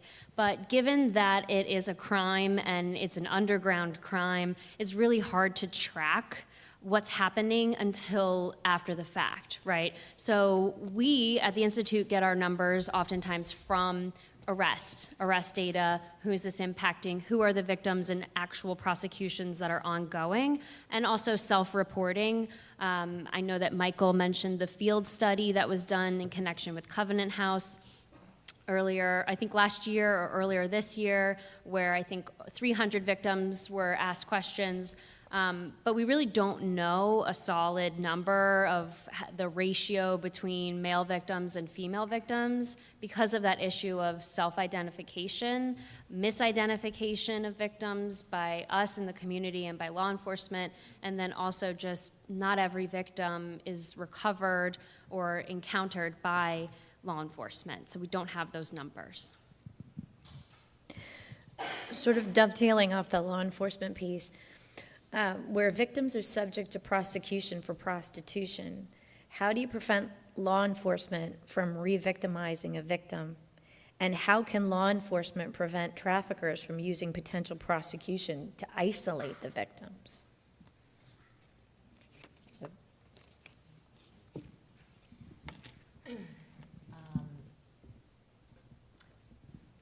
Can you repeat the second half of that question again? Sure. Yeah. The second half is, how can law enforcement prevent traffickers from using potential prosecution to isolate the victims? And then the first part was in terms of just detention and prosecution in Correct. general, right? So some of you may be familiar with safe harbor laws, and a lot of the safe harbor laws were trying to prevent law enforcement from detaining juveniles. A lot of prosecutors did have issue with that because in several instances and in a lot of cases that we have worked on, and I think Candace can speak to this as well, unfortunately in instances, if you do not detain and you release an individual that might go back into a foster care facility or a foster home, they can simply just run away again and literally be trafficked within 24 hours, which is actually what happened in one of my cases. They ran away from a foster home, and within 24 hours, they were trafficked. And the other concern as well is that there were also instances where we would release a victim to the foster home, they would run away, and then unfortunately, you no longer have the evidence in your case, and you no longer know where the juvenile is because the juvenile is back on the streets. So it is a little bit of a controversial issue, and the way to prevent any sort of trauma to the victim is to bring in agencies like Women Against Rape and to ensure that there is education and training amongst law enforcement so that they are not traumatized, because I've seen this done well and I've seen it done correctly, and you get a great outcome. So. Yeah, and I think the other thing that you want to talk about too is that when you're dealing with someone from with an immigration status, we also have a T visa, a U visa. Federal government offers continued presence. And when I talk about that victim-centered approach, one of the big things that we're looking to do here is make sure that we're able to build a case to put the person away who did the crime, but we're also making sure that that victim is safe, sound, secure. And we're also making sure that we're able to put them in a place where if they decide to go back to their home country, they can. If they want to start a new life here in the United States, we help them. And that's, I think, one of the other things that we're trying to do to make sure that that awareness is up there. And one of the things that I think, I don't know, is really hit on, it's so important that you have that trauma approach to this, because this is not going to be something this isn't going to fit into an hour-long TV show. Law and Order is never going to really tackle this.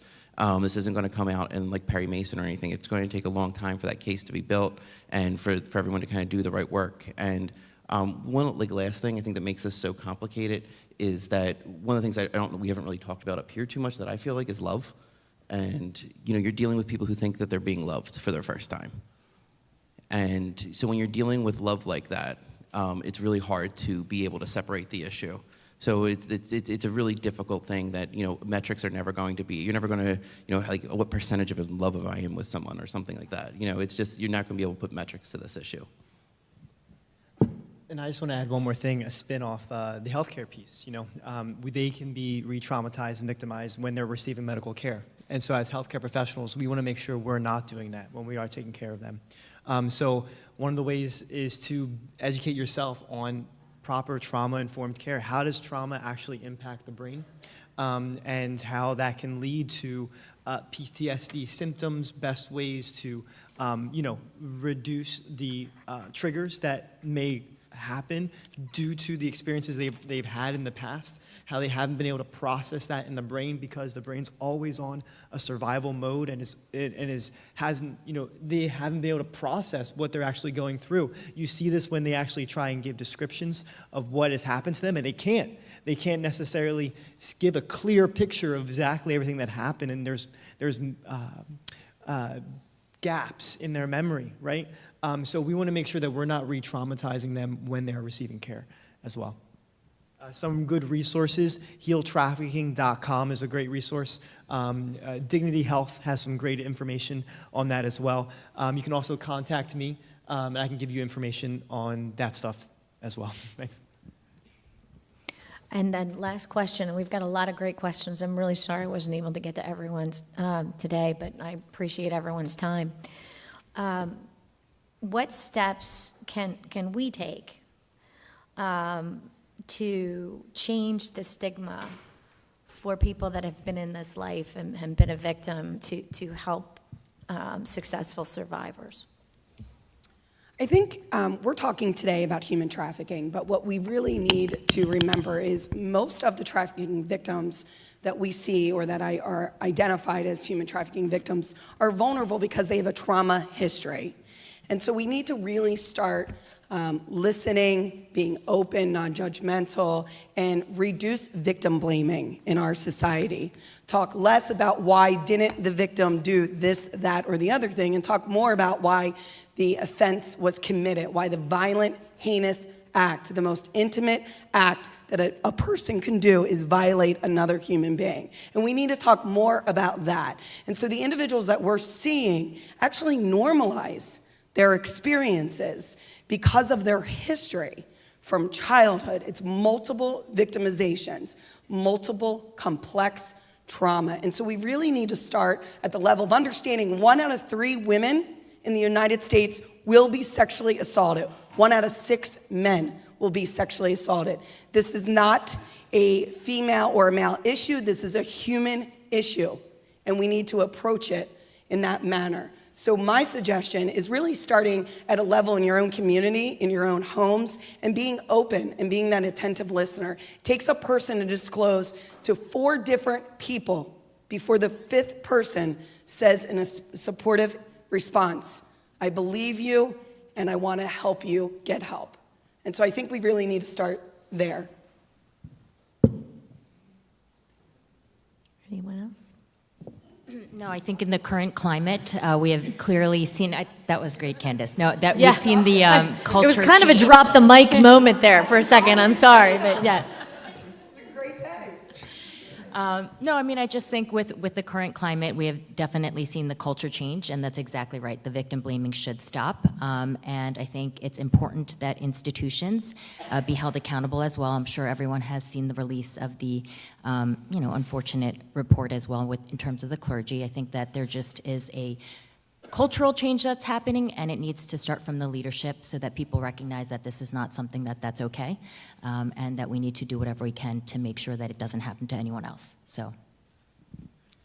And I'll just add one more thing. What really got me motivated into doing what I'm doing at the hospital is understanding the potential that every human life really has, And so I used to work at a pediatric clinic, and we worked with kids with autism and special needs and CP, learning disabilities. And what I learned from there is that every child really did have the potential to do great things. They were smart kids, and to be involved in, to be able to take care of patients that could be trafficked, knowing that they're not living up to the potential that they really could because someone's taken it from them, should drive us to really try and see people where they're coming from and know that, you know, we really need to see the potential in every person, you know, that there's more to what may be just on the surface. This really is a love issue, like my colleague said earlier here at the end of the table. It really is a love issue, and so we really need to check our own hearts and find out, you know, what's making us make those judgmental calls. Thank you so much, panel, for everything today.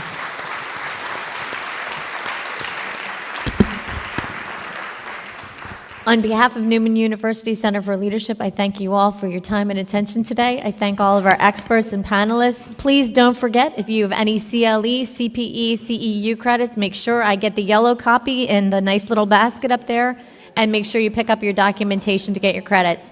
Thanks again, and have a blessed day.